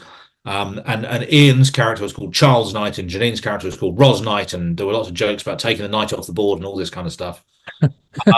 And which I think we've kept in. So that wasn't a bad joke. Obviously, that was a good joke. So we kept developing it and developing it, and brought in a couple of other writers. Eventually, we got there, and one of the things that we realized was that we needed a third star, if you like, to do some of the heavy lifting because Ian is a little older now. and also just to make the dynamic more interesting than just a father and daughter. So we cooked up this idea of Hugh, who is essentially a James Bond style MI5 agent, but a very modern one. So there's a clash between him and Ogilvy's character. He's her boyfriend, Ian's her dad. They don't get on, and ultimately they all have to work together to solve the problem of the very aggressive mercenaries who are rallying outside the house to kill them all. So I took it to Geoffrey and said, "What do you think?" And he said, "I love it. Let's do it." And we worked on it a little bit. We did our usual sort of Zoom workshops and what have you. And we've shot probably 40% of it to date. And we're shooting the rest the month after next, just because of actor availabilities. The schedule has had to move around a little bit. Right. But it's stunning, and Geoffrey is a natural movie star. He's a good actor. He has endless screen presence, so much charisma, and wherever I go with him in the world, people turn and go, they don't know who he is, but they know he's someone. And that's Interesting. a really special thing. And trust me, I've been in places with real movie stars who people don't bat an eyelid over. So he's definitely the whole package, and we're already developing 2 more movies for him for the next 6 months. One of which Chad Law has written the story for, which is a hitman movie called No Good Men. It's an exciting partnership, an exciting new era in the Sothcott Moore friendship, if you like. So, well, with this movie, there's going to be a hiatus for during the production, and that's all due to scheduling you had mentioned before, right? Yeah, well, I Um, mean, it's not haters. It's more that we nowadays we shoot them in blocks. So Michael Pereira okay, is also in Nightfall, and we shot his bit while he was here for Halloween. interesting. So, Okay. as long as the continuity all works, there's no reason, because these are small movies, Mhm. not to shoot them in blocks. And when I have an American star in the UK, it will be crazy of me not to try and convince them to be in another movie at the same time. How did Michael feel about doing 2 separate films on? He loved it. He was Okay, absolutely heartbroken that he couldn't be in Nightfall more. He really, really loves that project. really? And he's essentially, I mean, I think there are stills out there, so it's not a big spoiler. He's a kind of jaded CIA agent who's sent to babysit Janine's character while she's in a safe house, but actually he's not. He's an assassin sent to kill her. And they had a really, really high octane fight, and they're both great at the fighting. I mean, it was quite painful to watch, with knives, guns, and everything. Um, it was great. I mean, it really, really was. And so we shot that in the middle of Halloween, and it was a real kind of gear change from this kind of spooky stuff in the basement to these two like seasoned fighting pros kicking the shit out of each other, which was great. It was a really, really good gear change. No, he loved it. He really, really gets it. And was just perfect in that. Really, really good. I mean, I wish he was in it more as well. So, with this movie going to pick up later on in the following month, do you have at least a tentative time frame where you guys are expecting it to possibly come out Oh for yeah, people to so check out? Nightfall we're aiming for the end of the year for December. Oh, Um, okay. so the idea is that Halloween will come out sort of October, November time. Nightfall will come out just before Christmas, around that kind of time. Certainly in the UK. I'm not sure about the rest of the world. Okay. Um, so yeah, it's a quick process, but it does make my life a lot easier being able to jigsaw pieces of these movies around, so that we can get the maximum value out of them. Right. A day here, 5 days there, 6 days there. It's a really smart way of making them, I think. Are you so with Nightfall? I want to stick with this one particular film for a bit because so this genre of older men in action films. Mm. Um, I know you said in the beginning you liked the idea, maybe not the story so much in the beginning, then you guys worked around to make it to everyone's liking. And but was there any slight hesitation at any point? But I've already done movies like this before. Maybe we should bring someone else a little younger. I'm curious about like what thought process was for you initially when you first heard the idea, because I know you said you liked it, but I always wonder if there's a little bit of like maybe we should not do this because we've already done this more than once before. Yeah, I mean, I think there is a consensus across the industry that the old men with gun movies are in decline for sure. And Mhm. I think a lot of the reason for that is that the old men are just a bit too old to Mhm. be convincing. And that may be something that was apparent in Renegades, and they use that term Jerry action for these films, which I think is hilarious, to be honest. But that was part of the reason for bringing Geoffrey in, is that although yes, he's not 30, he is a younger guy. But I also, one of my real important things for me with Shogun is I want to work with older actors. I think everyone's so obsessed with youth and chasing, the young audience and the young vote and the young everything. And you know what?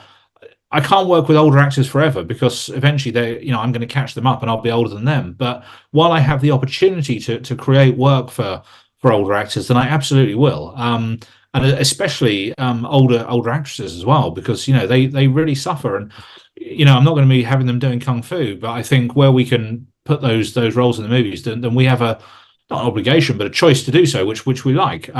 That's not to say I'm not also doing movies with young casts, and it's not to say that I'm not building up a young action star, because I do have one that we're building a vehicle for at the minute. I'm not going to tell you about him just yet, but I think he's got all of the necessary qualities to become, at least a Scott Adkins level of action star.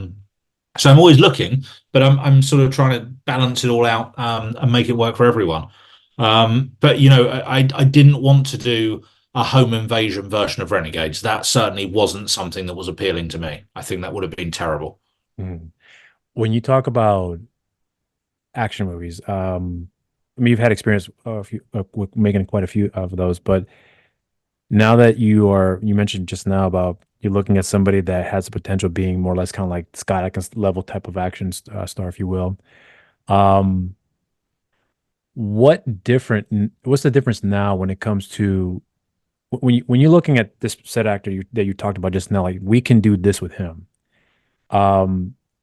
What exactly are you thinking about in terms of like down the line? Are you thinking more like, if we're going to shoot a movie of this sort and we have a budget of this for this amount, where's most of the focus going to be attention to, is like as far as like prepping for the action, shooting it, getting the right people involved? Because without going into details, but you mentioned before how you hired some people, some things didn't work out, and then some parts of the film suffered as a result of it. But I'm wondering, now that you have high hopes for this one actor, how are you going to prepare for making sure that you can maximize and showcase why you think they can have that potential of becoming more or less like the next big action star, if you will? Like I'm really curious about what that process is like for yourself, because not to say that you're going to do this here, but I've heard that before, and I'm sure you have as well too. And then you see the end product, and you're like, I could see the potential, but the project didn't utilize their full potential. Well, okay, so look, everything's a gamble to a degree, but Right. the ace up my sleeve is my fight coordinator, Darren Lafavere, who is the best fight coordinator I have ever worked with at any budget level. He is brilliant. So he's the first piece. Second piece is that the action movie that we're going to make with this guy will also have Geoffrey in it. It's a young hitman versus old hitman movie called No Good Men, which is written by Chad Law, which we're going to look to shoot at the end of the year. So I'll be hedging my bets a little bit by having a more seasoned actor in it as well. But at the end of the day, I'm not really a natural risk taker. So if I believe in someone, then they've really got to have a lot about them. And this guy definitely has, same way Geoffrey has. I'm quite excited. One of the things I'm enjoying at the minute is not just working with the same old actors that I've been working with for years and years. I mean, obviously, I still am working with lots of those people, which is fantastic. Can't wait to get on set with Ian Ogilvy again. I'm doing another movie with Martin Kemp soon. This is great, but it's nice to mix it up a little bit with some new people, because we don't have the pressure that we did have for these big stars. Because, like I said, it's about good actors and good action. They're the two most important things, not star names.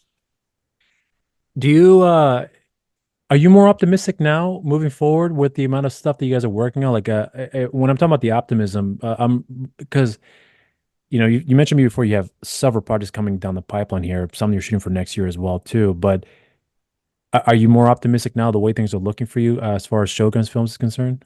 Yeah, I really am. I mean, we're about to start our sixth Shogun movie. Yeah. And I'm looking at my board on the wall. After that, there's the werewolf movie, there's Harbinger, there's Too Long the Night. All three of those have got delivery dates attached to them for distributors, so they're Mhm. all guaranteed.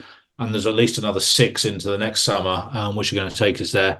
So, like I said, I'm in the busiest and most exciting position that I've been in this business, and just really, really grateful for it. And just want to keep my head down and do the work, and hopefully deliver for people, and they'll like the movies, and they'll eventually start to realize that Shogun is a brand that they can ID with, and when they see that logo at the beginning, they'll think, okay, we'll give this a go. And I don't mean, yes, we styled it on Carolco and Canon and whatever, but they made Terminator 2. If people respond to it the way they would have done with, Full Moon or one of those smaller sort of indie labels in the 80s and 90s, that would be great. Do you? So I guess what my question here is that you obviously seem very grateful about this, about what's going on now and how things are moving forward for you guys in the future. But when do you ever have time to like look back and see your career from where you initially started, the high points and the low points and the various things in between? But when you're at this position right now for yourself, are you very grateful that, I'm so glad I stuck with this here because it took a very, very long time. And we talked before about some people it takes 20 years, 15 years, or whatever the case may be, where they finally hit that momentum. And whereas most people will give up within the first month, maybe in the first day in some cases. But when you look at it, when you look at your schedule now and you look at the position that you're in right now, like do you think back about like I'm very happy I'm here and I'm glad I never walked away because now I get to experience the fruits of my labors, if you will, of like being able to do the things I want to do, work with who I want to work with, without its hardships, but get to the point where I am very looking forward to everything we have laid out for us. Yeah, I mean, the only thing I would say is you can't change the past, so Right. you can't worry about it too much. You have to focus on the now and the next. And you can analyze and analyze and analyze, and of course I've done that because everyone does, but Yeah. but you can't get hung up on it. At the end of the day, that what's in the past is in the past. The future is exciting, and it's my job to keep the momentum going. That's the most important thing. Momentum counts for a lot in this business. Yeah. And I'm excited for everything that's happened to me before. Had some amazing experiences in my life. I look back sometimes and just think, wow, did that happen? And they still keep happening, those experiences. And I was as excited and thrilled to be working on these last couple of movies as anything I've done before. More so, I think. I'm excited for what's next. And at the minute, we're really sort of in prep on this movie called Doctor Plague, which is a horror movie. We're doing location recce's, we're casting, and I love that. It's so exciting and it's so cool. And as long as I can continue to do it, then I absolutely will.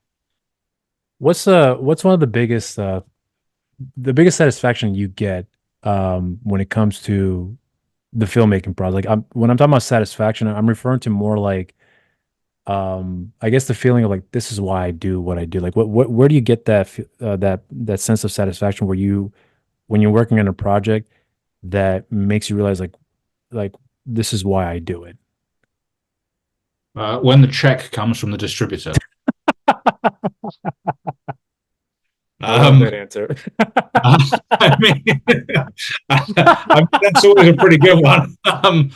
Apart from that, it's always nice when you meet someone who's seen one of your movies. As long as they don't hate it, it's always rewarding that. And that's really nice. When people say they've seen a movie and they enjoyed it, that's it's a special thing for me because Right. I was exactly the same when I first came into this business, started meeting people. I'd be, wow, you did this movie that I love. That's so cool. And that's really, really gratifying. And also I get the sort of second wind of it as well when people respond to what my wife does in a movie. Then that's very gratifying as well. Right. Because obviously I'm her biggest fan, but I like it when other people are as well. So that's really cool. I'm really lucky that I get sort of two bites of the cherry, if you like. Oh, that's interesting. I love that answer. I love the first one too. I think that was probably one of the most honest things I've ever heard. It's there's something I did want to ask you about with regards to movies because there was a question I meant to ask you earlier, but I'm gonna ask it now before I forget. Um, you know, you last time you and I talked, we talked about the various projects that you had passed on, and one was Accident Man, and then there was another one that Yeah. you had talked about with a project that I think another friend of yours had wanted to make with Stephen Moffat, which is a true story about a heist or whatever it was, if I recall correctly. Yeah, yeah, yeah, yeah. And you said, monetary wise, it would have been a good investment, but you didn't really care for the film at the end of the day. So my question to you now is more about the not just about the projects, but more about films that you've come across that you've seen that you did not expect to like, but blew you off your feet. You just thought like this is so good. My initial thought process was this is gonna be terrible, and then instantly within maybe minutes or after the film was done, completely change your perspective. Like this is probably one of the best things I've seen in quite a while, whatever the case may be. And I'm Well, asking that question to you I've because I'm said, curious about yeah, how things have changed. I've said that already because it's Terrifier 2. That I went Oh, in okay. with really low expectations for that, because I hadn't seen the first one, and all I heard about was the gore, the gore, the gore. And to me, the gore, yeah, it's irrelevant. Yeah, it's there, and obviously whatever, but it doesn't scare me or give me an emotional reaction. But that movie absolutely blew me away. I thought that was so well done, and I totally got why people responded to it the way they did. I also was really, really impressed. I mean, not that I went in with low expectations, but I'm not the biggest fan of period war movies. But Slagle's movie, Battle for Saipan, really impressed me. That I was a thought that was great really, movie. really, Yeah. really good. And it was funny that it didn't sort of catch fire the way that I thought it would, because I thought it was good enough. But then maybe the reason it didn't is because more people are like me and they don't admit, would I have watched it if I didn't know the people involved? Probably not. And that's nothing to do with the movie. It's just not my cup of tea normally. But when I watched it, it really engaged me, and I thought that was terrific. Well, that movie So, wasn't promoted very well either. They made it well, seem that's like that's it was what I much mean. I mean, bigger the than it was. artwork was very poor. Yeah. In the You know, trailer too, I remember it seemed like it was like this is a World War II movie, and when I saw it, it was like nothing what it was in the trailer, which blew me away. And I think Brandon pretty much made it known publicly that he's very upset about how it was promoted and what it was. And I don't blame him for his frustrations on that. But no, yeah, neither do I. And the problem with a lot of these distribution companies is, they put the same tiny amount of effort into each project, and as soon as the first week is over, they're on to the next one. So they mm, just don't put the thought and the care into it, and it's tough. And so what I'm always trying to do now is control it, or not control, but yeah, control. Control as much of the distribution as possible. I just can't let a load of people work their asses off on a movie for 6 months and then it sinks because of some shitty artwork. We have to have some consultation that, because we're not kids starting from the beginning. The good thing is I'm working with great distributors who give me that, so it's all cool. But I can see why he was frustrated, because that is a movie that should have taken him to another level as a director, because it was outside of the conventional, bang bang action movie. And it was an interesting move. It was an interesting sort of departure. So yeah, those are the two that I would say from the last year. do you have a lot of because you just mentioned now like you try to be more in control of it with regards to the distribution side of it. Do you have a lot more control when it comes to this is how the trailer is going to look? This is the stills we want to use. Yeah, yeah, yeah, yeah, totally, Okay. totally. So I mean, it started really with Renegades. I mean, I hated the American artwork. I hated it. I thought it was terrible. But they did let me have some input on the trailer, which was great. And the first pass of it, you would literally think Danny Trejo was in every scene. So that was frustrating, because that immediately turns off an audience, because they know going in that he's not in every scene. They know that, and he was really good, and he supported it on social media, which was great. But that scene that he did, or those scenes that he did, were filmed in his garden. It's like so really went over there, and Ian Ogilvy lives in LA, and Yeah, yeah. and so they sat together in Trejo's garden and did those scenes. It was great and fantastic to have him in the movie, but you can't missell it to that degree. That's just not good. And I had a great relationship. I must say, 101 Films, who released it in the UK, I had a really good relationship with them. They gave me a huge amount of input, and it's difficult, because we don't want to get into the point where sort of we're cutting a trailer and saying you must use our trailer, but they gave us some input. They gave us some input on the artwork, which I thought was much better than the American one. And they were a really good company to work with. They listened to us as sort of filmmakers. And I'm doing some more with them at the minute, and that's a really good relationship because at the end of the day, they're in the business of selling as much as they possibly can. And so am I. So again, like with the producer and director, producer and distributor don't have to hate each other. Actually, we can get on really well and realize that by pooling our resources, we got a better shot for the movie and selling more copies of it, which is what is our shared ambition. So when it comes to the, like in this case with Halloween, for example, are you guys looking, because you talked about making toys and the anticipation. Are you guys looking for a big promotional push for this film? Like these are the ideas we want to do as far as how we can I think sell I the think film out? it's not big, it's clever. Oh, It's that's let's what that's what I meant to say. different way Yes. of Okay. marketing it. Yeah, let's think outside the box and let's not worry about spending money on Facebook advertising, which means nothing. Yeah. That's a complete waste of time. Let's think about what we can do. Where can we place interesting pieces of press? Michael Pare has a big enough role in the movie that it would justify him doing some press, which I'm sure he would. The biggest danger with these sort of one day cameos is like if someone said to Danny Trejo, "Hey, tell us about Renegades," he'll go, "What?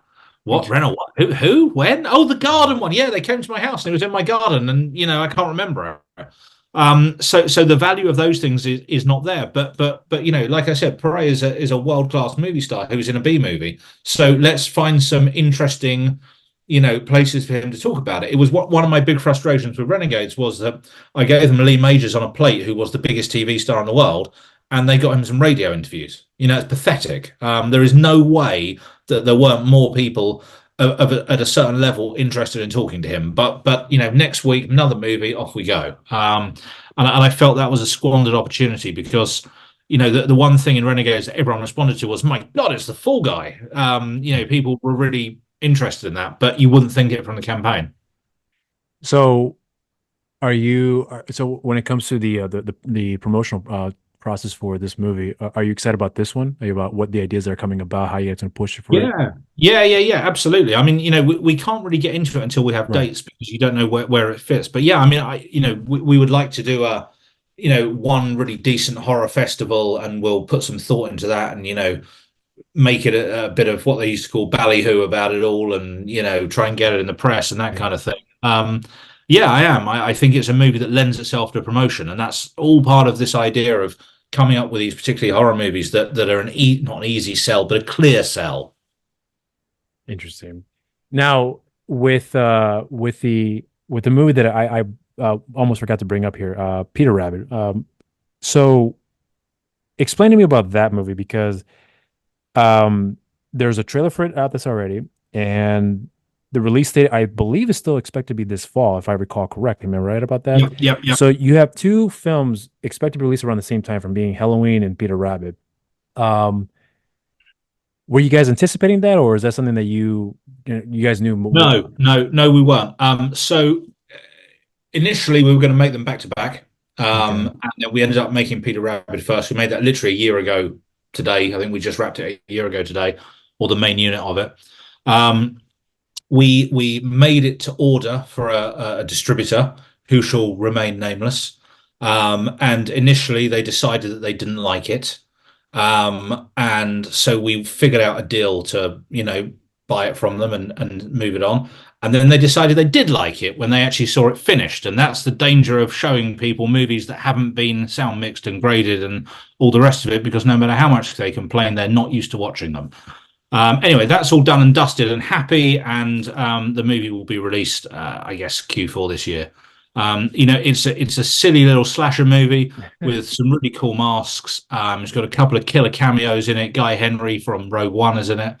Really? Janine's. Okay. They both give some cool little cameos. And it's fun. It's a fun little slasher movie that does what it says on the tin. It delivers. It's got some funny moments in it. And I think people will enjoy it if they take it for what it is. It totally works. It's not a game changing movie, but it's substantially better than some of the other low budget slasher movies that are out there at the minute.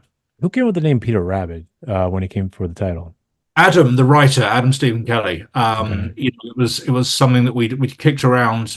When people were doing all Winnie the Pooh and that kind of stuff, we were looking for stuff that wasn't that like on the nose IP, but just had that sort of kids fairy tale sort of vibe to it. Because this isn't a riff on Peter Rabbit. Right. It's just literally a serial killer in a rabbit mask with a chainsaw. So he's not called Peter Rabbit within the movie. He is called Peter, and that's kind of where it is. Interesting. And so with this movie though, so we're still expecting in the quarter of this the fourth quarter this year. Do you have expectations? I mean, I guess the question I'm asking really is what I'm focusing on is like, because you just mentioned now that, if you take it for what it is, it's a good movie. It's better than, a lot of quality wise, it's better than the other films of this type of sort.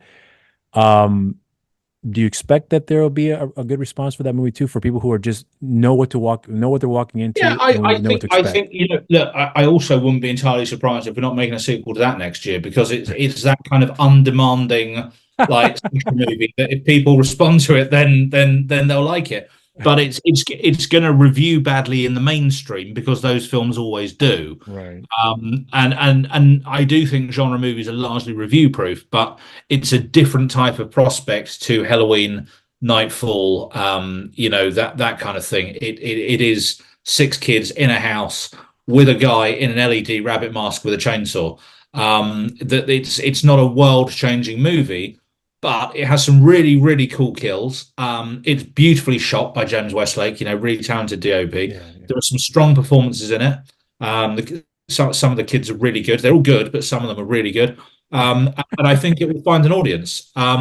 So I do, I do have total faith and belief in it. It's just not really. I'm not sat here desperate to be the producer of Peter Rabbit. That's not where I'm positioning myself in the pecking system of the movie business.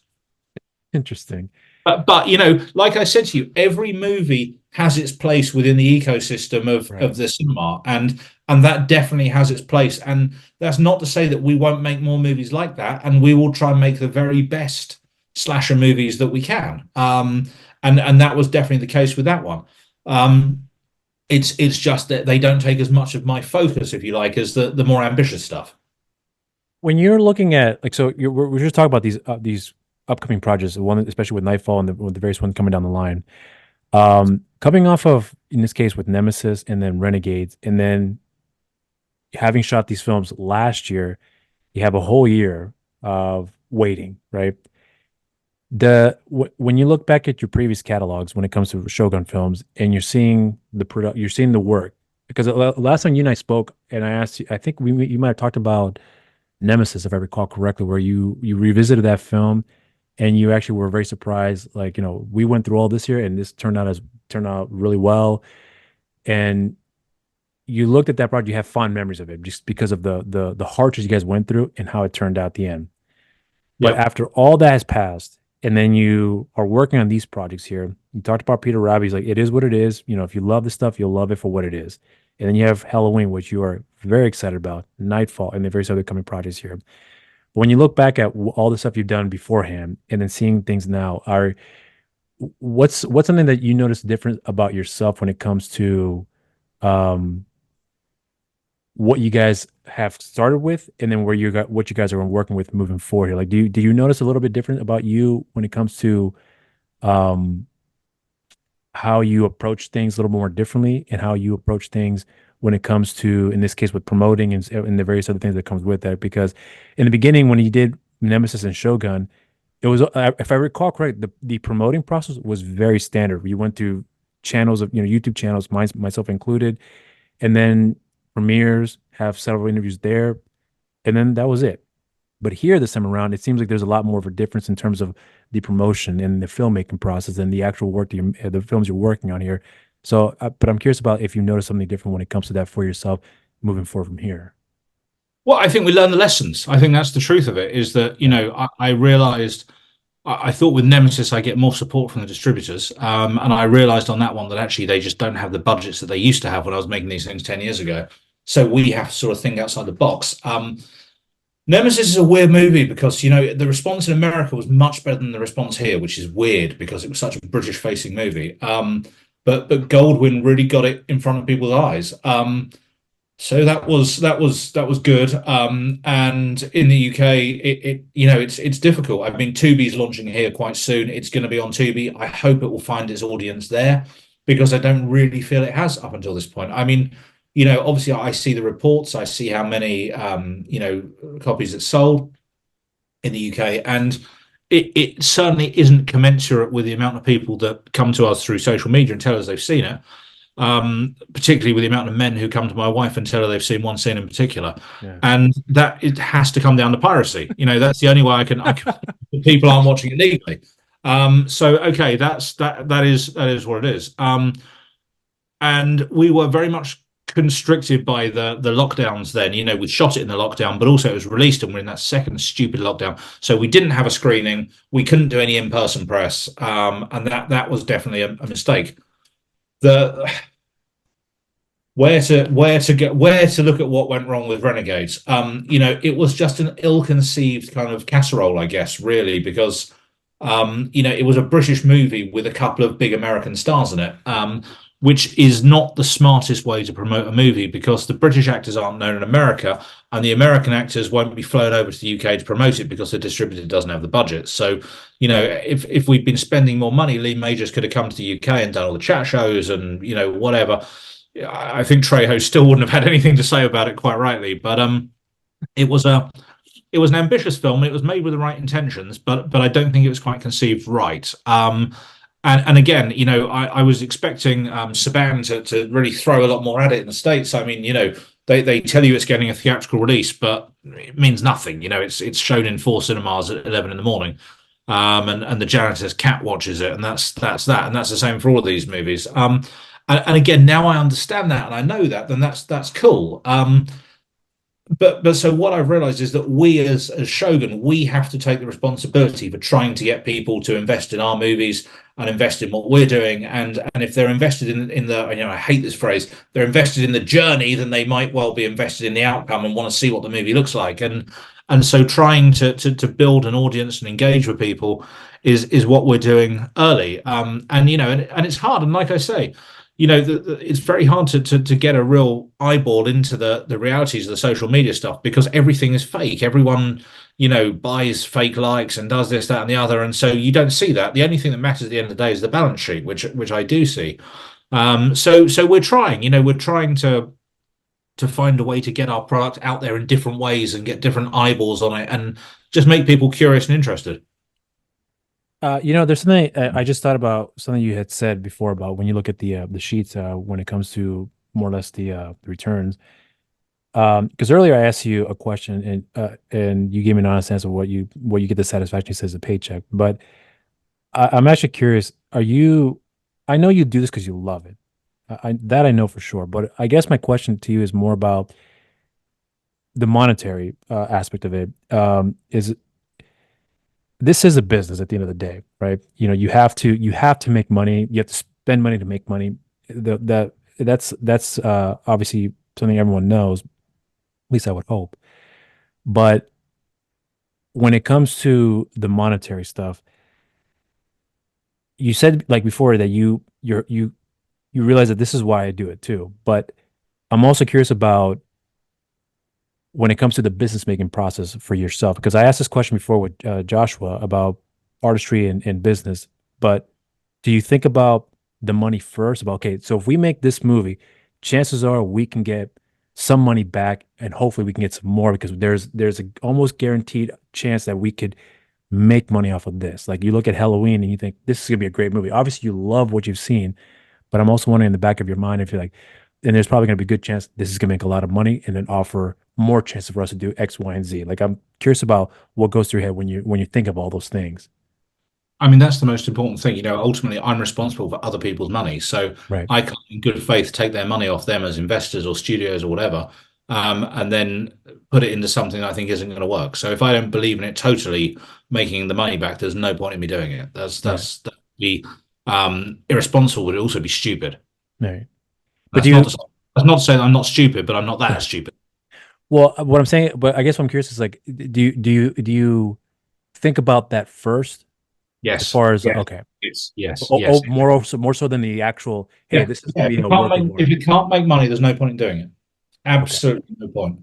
okay, That's a different business to my one. That's for people to make like art house movies, and waste money. That's no. We have to think. Can we make some money out of this so that we can make more?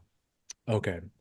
But do you think for yourself though, like, because being a fan of film growing up, did you ever have like a slight, uh, do you ever look at it like, man, I mean, but when I first got into this, I did it because I love movies, and now I'm looking at more in the business sense. Like, do you ever think about that for yourself, or it was a more of a logical perspective? Like, this is the industry, and I know exactly what I got myself into, so I have to consider that. But I'm still a fan despite, all the I think the hardships. thing because I had learned so much about the film business before I came into it, Mhm. as a journalist through interviewing people, Right. then I was very aware of how it works. I didn't think it was this magic thing where you just sort of made some movies and hope for the best. I was always when I was looking at Corman, Hammer, Canon, all those kind of influential figures and companies growing up, I understood that the bottom line was the most important thing for sure. So I've always understood that, and that's the difference between being a filmmaker and being a producer. Interesting. Okay. Now, with movies that are with the way that things are looking out for the industry with both mainstream and indie stuff here, do you, for yourself personally, do you actually go out of your way to look for movies to when you as far as like this looks interesting, I'm going to check it out, or do you really go off based off recommendations nowadays? Like, hey, this is a great movie, you should check this out. Like, I'm curious about how you go about it moving forward for yourself. You mean in terms of other people's movies that are finished, or Yeah, and just in general, really more like from a fan standpoint, like being a film lover. Like, do you go out of your way to look for movies to I watch? mean, yeah, the biggest problem I have is time. Right. We moved house in early April, and we still haven't unpacked our TV. And that's as physical media consumers who have thousands, literally thousands of DVDs Mm, and Blu-rays. We just haven't had time. Because like I said, we're in an unusually busy period. So you asked me if I watched Tulsa King, and that's the answer is that no, I haven't because I just haven't had the time to commit to it. We try to go to the cinema when we can. But the best two, the best two movies I've seen at the cinema are this year? Commando and Con Air. Revival screenings of both of them. They were fucking awesome. And that reminded me, just how brilliant movies can be. right. And Con Air is one of Janine's favorite movies. I mean, I like it, and Yeah. Commando is one of mine. And the absolute and what they reminded me of those movies is the pleasure of the shared experience. And that's the magic of going to the cinema, which I don't Right. think can ever be replicated on a screen or a tablet or whatever, Yeah. is that everyone loves and expects and laughs the gags, and that there are obviously people in that screening who hadn't seen it before. I mean, how you can live for 20 years and not see Commando, I don't know. Yeah. But there we have it. But they were laughing, and it was funny, and it really really worked, and it made me realize, for like I said, people go, those dumb action movies from the 80s, but actually, what a great piece of cinema. Yeah. When you recommend movies to people, do you what's your process like for yourself? Because from my experiences, I remember I talk about movies that I adore, and I put such high pedestals, and I said, "You'll love this movie," and just assuming that they'll love it because I love it. I made that mistake in the very beginning, and then I've kind of step back and just say and kind of just look at the person, like what kind of things you're into, etc. And sometimes I think I know they'll like it, and they turn out to hate it, or I didn't think they're going to like it, and they ended up loving it. So when you recommend movies to somebody, do you have a way about doing so when it comes to Yeah, what you yeah. think people would be expecting? Basically, it's based on whichever one of mine I have the biggest back end participation in. That's the main criteria. It's very important. Otherwise, what the only thing I like doing with people is trying to get them to watch movies that they might have missed. I think everything that's modern day is fair game. But if someone says to me, "Oh, I really like 80s movies," I say, "Great, have you seen Miracle Mile?" And they go, "No, what the hell's Miracle Mile?" And I tell them, and then they go and watch it and call me and say, "Wow, that's the best movie I've ever seen." And it amazes me when that's cool. That's a great reaction because I think, everyone consumes everything, but I do like recommending movies that have maybe slipped through the net, let's say. I was talking to someone the other day about a vampire thing. I said, have you seen The Monster Squad? No. Right. Oh my Stop this God. conversation. Go and watch The Monster Squad Yeah. because if you like that kind of horror movie, Yeah. it's amazing. But it was another movie that just slipped through the cracks. I mean, in this country, I remember it coming out in the cinema. I was 7 or 8, so my parents looked in the newspaper to see, and it wasn't on for miles and miles, and we had to wait for the video because it had a tiny release, and just disappeared. How that didn't become a massive theatrical success like The Goonies, I just don't know. Yeah. I remember that movie too. I love that film too. I remember when I was watching it fairly recent, probably like 2, 3 years ago, I think it was.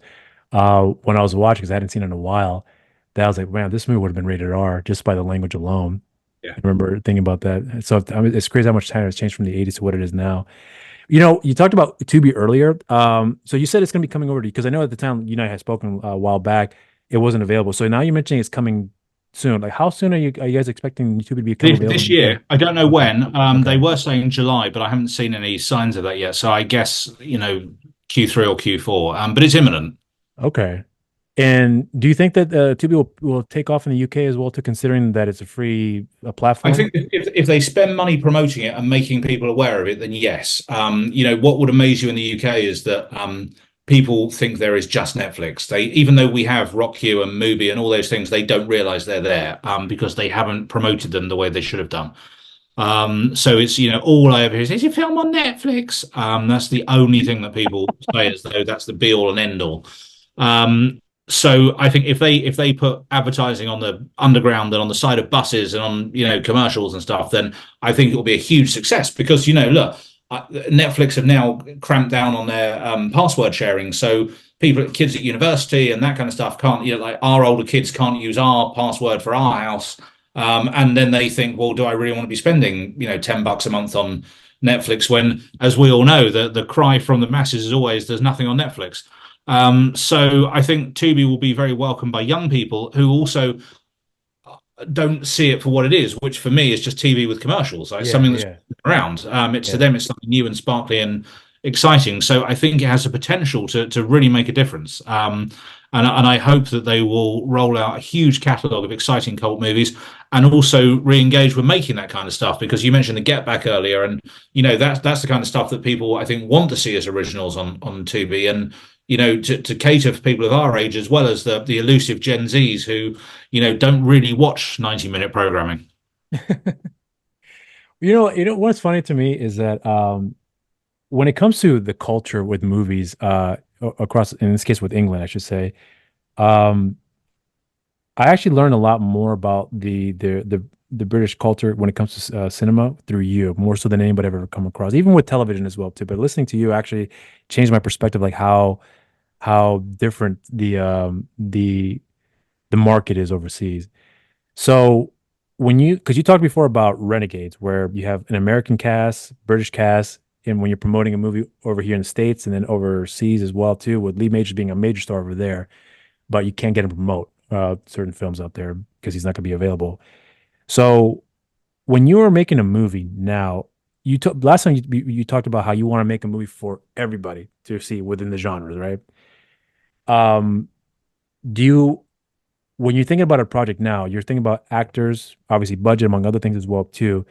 But do you also look at it from a marketing standpoint as well? To like, if we get this actor, we can promote anywhere with just this one person because everyone knows who he is. Or in this case with Jeffrey, Roger Moore's son, everyone knows Roger Moore, and we can say Yeah. this is Roger Yeah. Moore's son. Yeah. We can promote it that way. Do you think along those lines too, moving forward? Yeah, absolutely. And I mean that's the difference. Jeffrey is a really clever bit of casting because he's brand new, but Hmm. he does have some considerable history behind him. There is a lot more to him than being Roger Moore's son. Right. He's a good actor in his own right, and he's a very different personality on screen to Roger. He's lighter and he's Roger had this kind of like gravity. Mm. He was solid, like a Gregory Peck type actor. It's like he stood I see. heavy Yeah. in his. Yeah. Yeah. And Jeffrey has a lighter touch. And they are different, but obviously they're similar as well. They have the same jawline and dazzlingly handsome men with massive star quality, but he's different enough that he doesn't feel like a clone, which is great.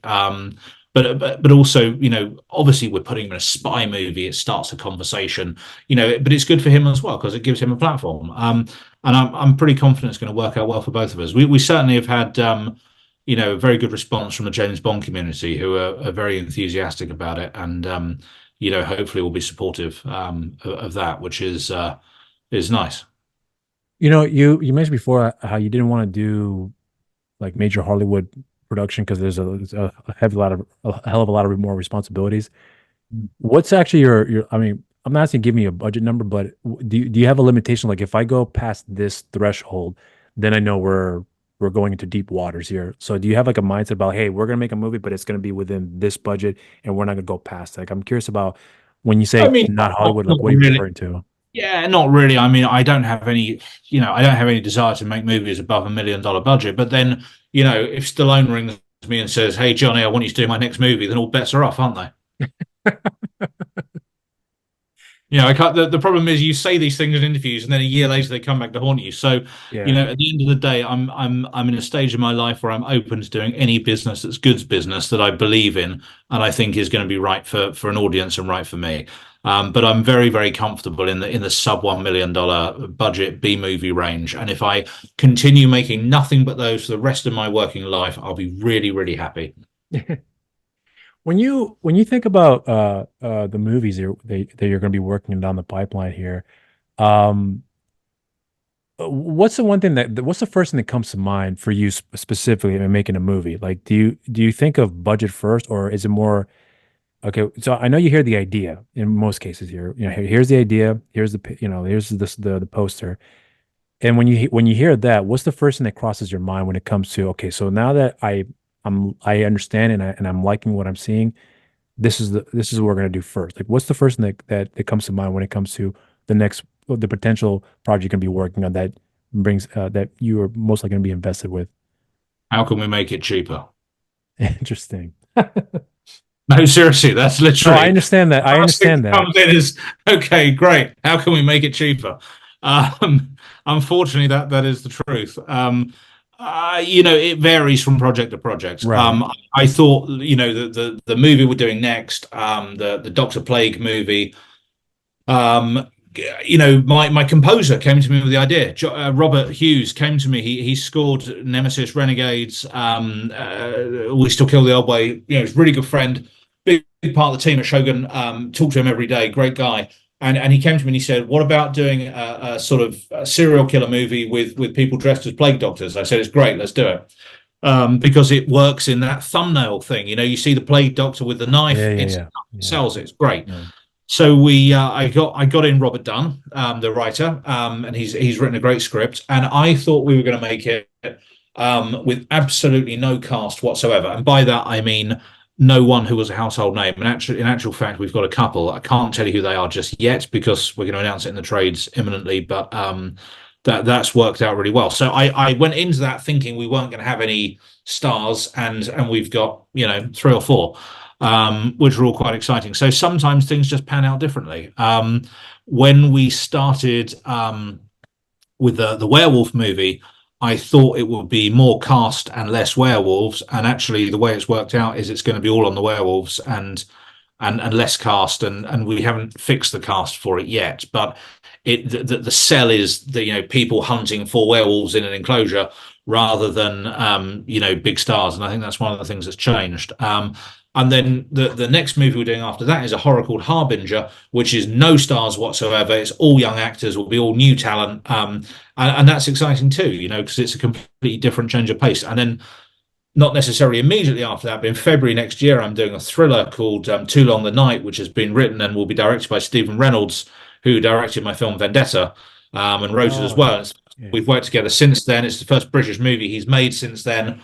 And it's the first movie he's made in nearly 10 years. And I'm super excited about that because, love working with him. We have a great relationship and he's so talented.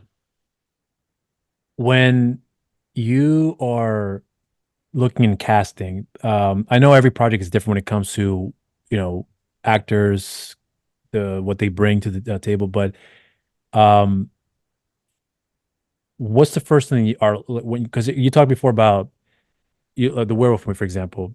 You thought about all it was going to be all cast, and then realized more for werewolf, less on the cast, and then the new project coming down the line with Stephen Reynolds is entirely brand new, up and coming cast.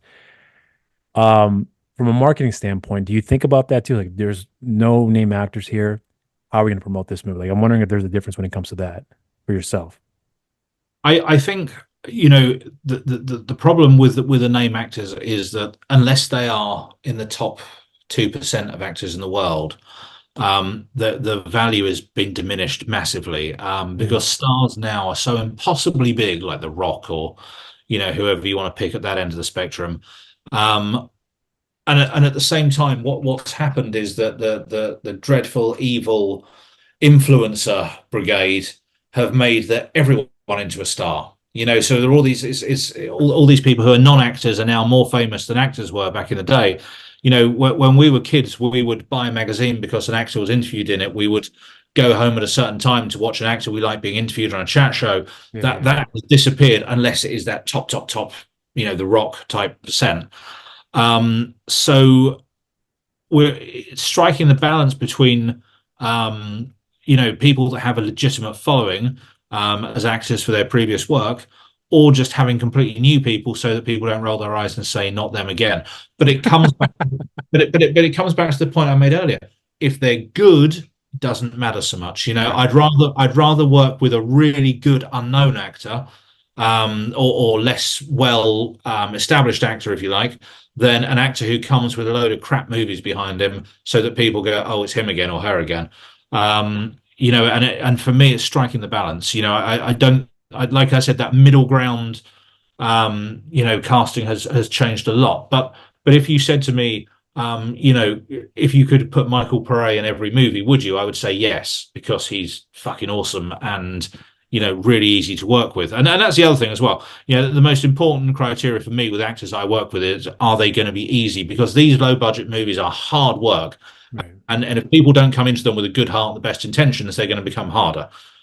So you want to work with people who you know are going to deliver and who are going to be easy to get along with.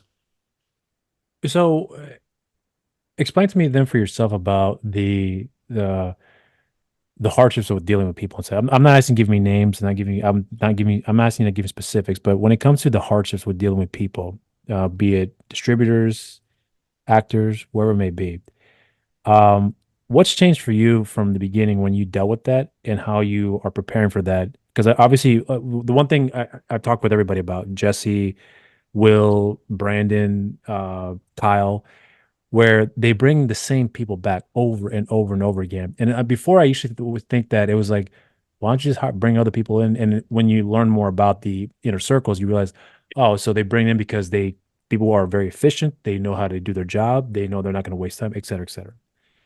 But for yourself, on the other hand, you have more or less kind of that same circle as well too. But obviously, you have hardships that comes with it. How do you learn to prepare to deal with that with a project that you don't know anybody that you're going to be working with, as far as like some new people? And if you anticipate that, okay, they may be difficult, how are we going to prepare to deal with that? Because we don't want one bad day with them to halt 3 days of production, if that makes any sense. Yeah. Well, I think, over the years, I've sort of got a gut instinct for people.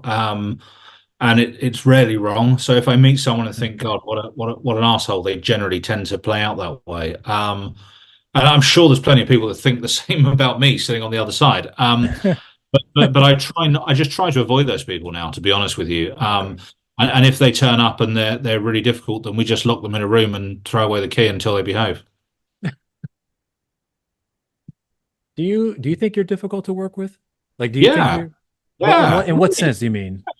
Because I really care and I have high expectations. And because I expect the impossible done for nothing, because I'm a low budget movie producer and that's my job. Because I'm probably slightly more film literate than the average producer, so I know a little bit more than I should. And ultimately, because at the end of the day, Shogun is a producer driven business. The buck stops with me, and I'm the one that makes the final decisions. So I'm not in awe of filmmakers going, "Oh my God, I'm so excited to work with you. I can't believe it. Let's do exactly what you think." Yeah, I'm sure I'm really difficult to work for. And I also come in and I do all the casting, I do all the hiring, I do all that stuff. And it's different, I guess, to working for other producers. I don't think anyone's in this business is easy, because if it was easy, everyone would be doing it. But I hope that, I mean, uh, when you find people you click with, like Reynolds, like Ben Mole, he and I, like I said, we've known each other for 20 years, but we've really only started working together in the last year, and it's a joy working with him. We really get on. We're very in tune. Um, and I think I respect him because I consider him to be intellectually superior to me, and he respects me because he knows that I can sell movies and get shit done. And that's a really good, combination to have. So it works. I mean, I think the fact that I've worked with a lot of people, again and again and again, like you said, means that I guess I'm not impossible to work with. But easy isn't a word I necessarily use. Do you think though that being as demanding as you are, that you fine tune certain of those demands along the way where maybe before you were too demanding in certain things that wasn't necessary, and then you realize, I could tone this back a bit and focus more on this instead. Like if you found a balancing act of where the demand is more I high think octane than others. one of the things that's changed for me is because I'm there on set all the time now, Right. and much more focused on the physical production side of stuff. Then it's easier for me to see the problems and help troubleshoot and be supportive. When you're relying on other people who are on set and you're not, then you kind of can't really have as much of an opinion, because you're not there. So it's been a real change for me, that thing of being Interesting. more deeply involved in the production process. So that's an interesting thing, and I do look back and I think, one of the things that made Vendetta a better movie than all the other stuff I was making in that period was that I was completely involved in the way that I am now. And sure, it's hell for 11 days and it's really tough and you don't sleep and you live off Red Bull and all those things, but that's okay because we're making a movie. It's cool. So I think I've changed. I don't think I've mellowed. I think I've become a lot more focused and interested and part of a team. I think that's the thing now. Like I said to you earlier, I've built this team, not just like one crew, but team of people at Shogun on all sides who are just really, really great. And I respect everything they do, and they respect what I do. And I can't ask them to work till 2 in the morning in horrible conditions if I'm not there too. And involved, and that's the thing. So that's been a really interesting change up for me. Do you think about the future often? Because obviously you have to when it comes to the project you're working on here. But what I'm referring to about thinking about the future, do you think about, you know, well, I guess this is the question I really want to ask. If this were all to stop for you right now, would you be very happy with what you've been able to accomplish and say, I got to do what I love and everything we've done so far. If this is the final thing I'm going to do, I can walk away knowing that I did my absolute best and we've made some great projects, some we weren't proud of, but at the end of the day, we still got to do what we love. Like if you got to that point, let's say now, would you be satisfied with what you've been able to accomplish up to this point? Or do you still like, no, there's still more to that I've yet to accomplish that's not even a Well, thought. there's always more, and it's not even a thought. But I'm not one of those people that worries about dying. So if I died tomorrow, then I would die happy because I got to incredibly lucky to work with some amazing people, make a whole load of movies, write some books, do all these different things, marry the most amazing woman I've ever met in my life. I'm really happy and content with my life. So whenever it comes to a stop in whatever way, fine. But there's always more. I mean, there's Right. always more that you want to do. And I don't think I've come anywhere near peaking. I think I'm on a good run at the minute, and I've got to make sure that run keeps going up the hill rather than going down the hill. And I think I found a group of people who I really want to encourage and see them do well and grow their careers in the industry and have more opportunities. And that's important to me, and that's not something I've ever really felt like before. In the past, it was always, we'll make another movie, we'll make another movie. But now I feel like finally we've achieved this idea of a conveyor belt of quality B movies that people like, and we just got to keep pumping them out. What's your thought about like categorizing films like that? A movies, B movies, C movies, whatever. Like, do you have an opinion about that? Because because the reason I bring this up is because I whenever I hear someone say something to the effect of like, it's just a fun, stupid action film, you can just dial up, you can just turn your brain off. Like, I don't know why I find that very insulting for me personally. I even if the movie's not that Oh great, yeah, yeah, but you just have to get over that because you have right? to have skin like a rhino. You can't as a filmmaker in that space, you can't get hung up on that. So I guess I say it before other people do. I find it important to qualify what I do so that people Uh, don't sneer at it. And it's unapologetic for me. Christ, I got as much from renting Troll on VHS as I did from Police Academy or whatever. No, it was all B movies in my VHS shop. But I just love that stuff. I love that slightly lower budget, more mainstream, stuff. I just always have. I don't know how else to describe it. That doesn't mean that I don't like everything, but I like it, and I feel like I found my niche with it. I'm always astonished, to be honest, every single time, especially when someone's really busy, such as yourself and the various other people I've come across here. I am extremely grateful that you give me the amount of time to speak with you and to talk about things that you're doing, things that I'm interested in hearing your thoughts about. And I've never taken that for granted. I've always been very, very grateful for that. So each and every time I get an opportunity just to message you and you reply back, I'm extremely grateful. And I don't ever expect a reply from anybody because I know how busy everybody is, and nor I take insult if they don't. So I have said to you before in the past that you have been very good with me, and I mean that with every fiber of my body.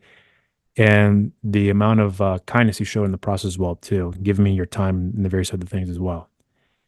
And one of the things I've been able to tell everybody that I've come across with here is that uh, yes, I'm a fan of your work, but what I remember the most in my experiences with you, with everyone here, is my interactions with them. Like if someone were to come up to me and said, "Oh, I've heard of Shogun," was, "Oh, well, you've got to meet Jonathan. Jonathan's a very nice fellow, really nice guy.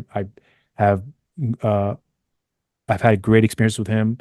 We've talked about various things, and I can sell that over the movie, if that makes any sense. Sure. So that way, people will remember. Well, Rob said he was a nice guy. Oh, maybe I'll check. I'm hoping that's how it would work. I don't expect it to, but I'm hoping, and then I can talk about the project as well too, if that helps out. That being said, though,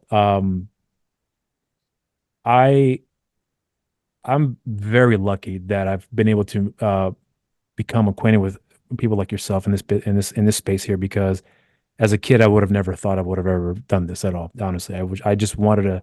I remember as a kid I wanted to be an actor, but for superficial reasons, not because I love the process, just more the end result. If that makes any sense. But Listen, everyone in the movie business wants to be an actor, including me, because when you're a kid, it's the only thing you know happens. right, right. No, I We understand all where do.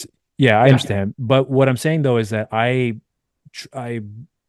become much more aware of the industry, but much more aware of the hardships that go through it. I'm more interested in the journey than I am in the end result, which is why, like, when I've talked to yourself, Jesse, Will, Kyle, Brandon, like, I'm seeing that trajectory, and I've been very lucky that I'm in that space and at this moment, seeing that happen.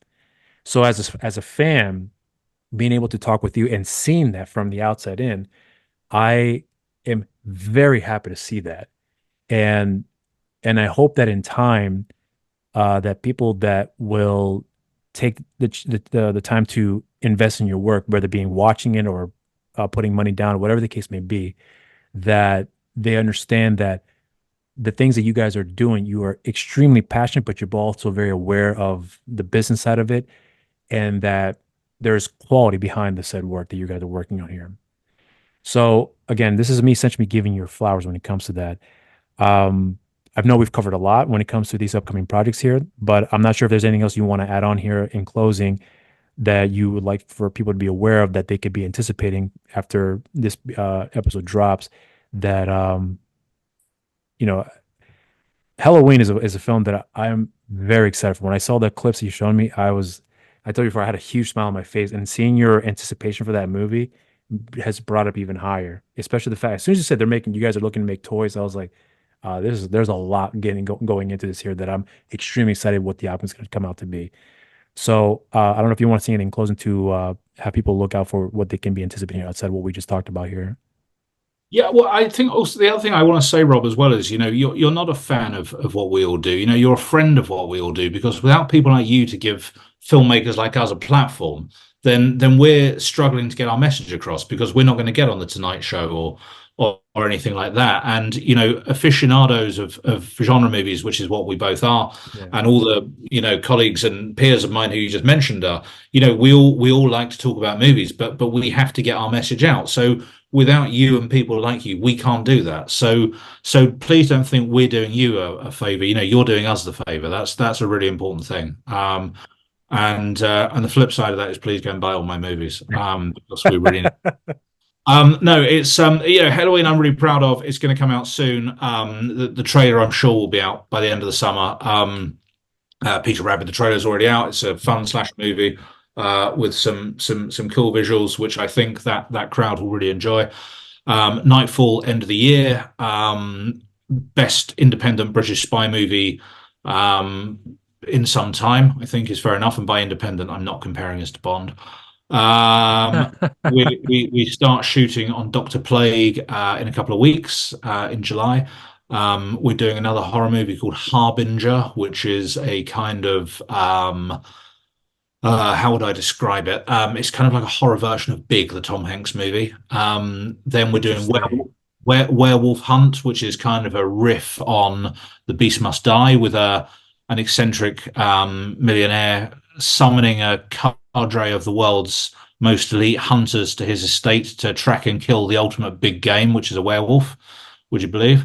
And then after that, I've got Too Long the Night, which reunites me with Stephen Reynolds, which is a great thriller, and a whole lot more. So just stay tuned. I'm sure I'll twist Rob's arm to let me back on his show to bore everyone again in the future. Oh, no, you don't have to twist any arm for this. You can always come back. I'm grateful that you are wanting to come back here. So if anything, thank you for that. And thank you for the compliment as well, too. I really mean that. But again, as a fan, I'm extremely excited for the progress you guys have made, because we've talked before, it was not easy. And to me, it's important for people to realize the hard work that went into it to get to this point. And it's a fickle business too. It could end at any point, but the fact that I'm here watching it as it happens, that's the part that I get the most satisfaction of. So I hope it still continues to progress from there. But for the cameras, I am going to say again, thank you again for being on the show. This was a pleasure. It always has been. And it's an honor for me as well, too, as a fan. So I can't thank you enough. And when the film drops, I'll do everything in my power to promote it. I have the utmost confidence, just based on what you're from what I've seen and what you're sharing here, that I am going to be a massive fan of this movie, Halloween. So I cannot wait for it to drop, and I'm hoping that people will catch on and the merchandise will sell out. I'm wanting all that for you, because I would like to see you carry on from there to work on the next big project that I think will. Well, if it doesn't, everyone's going to be getting little clown figures for Christmas. Myself included. All right. Well, again, for the cameras, thank you so much here, Jonathan. And until next time, I would love to catch up and pick up from where last off, saying cheers to you. Pleasure. Thank you. All right.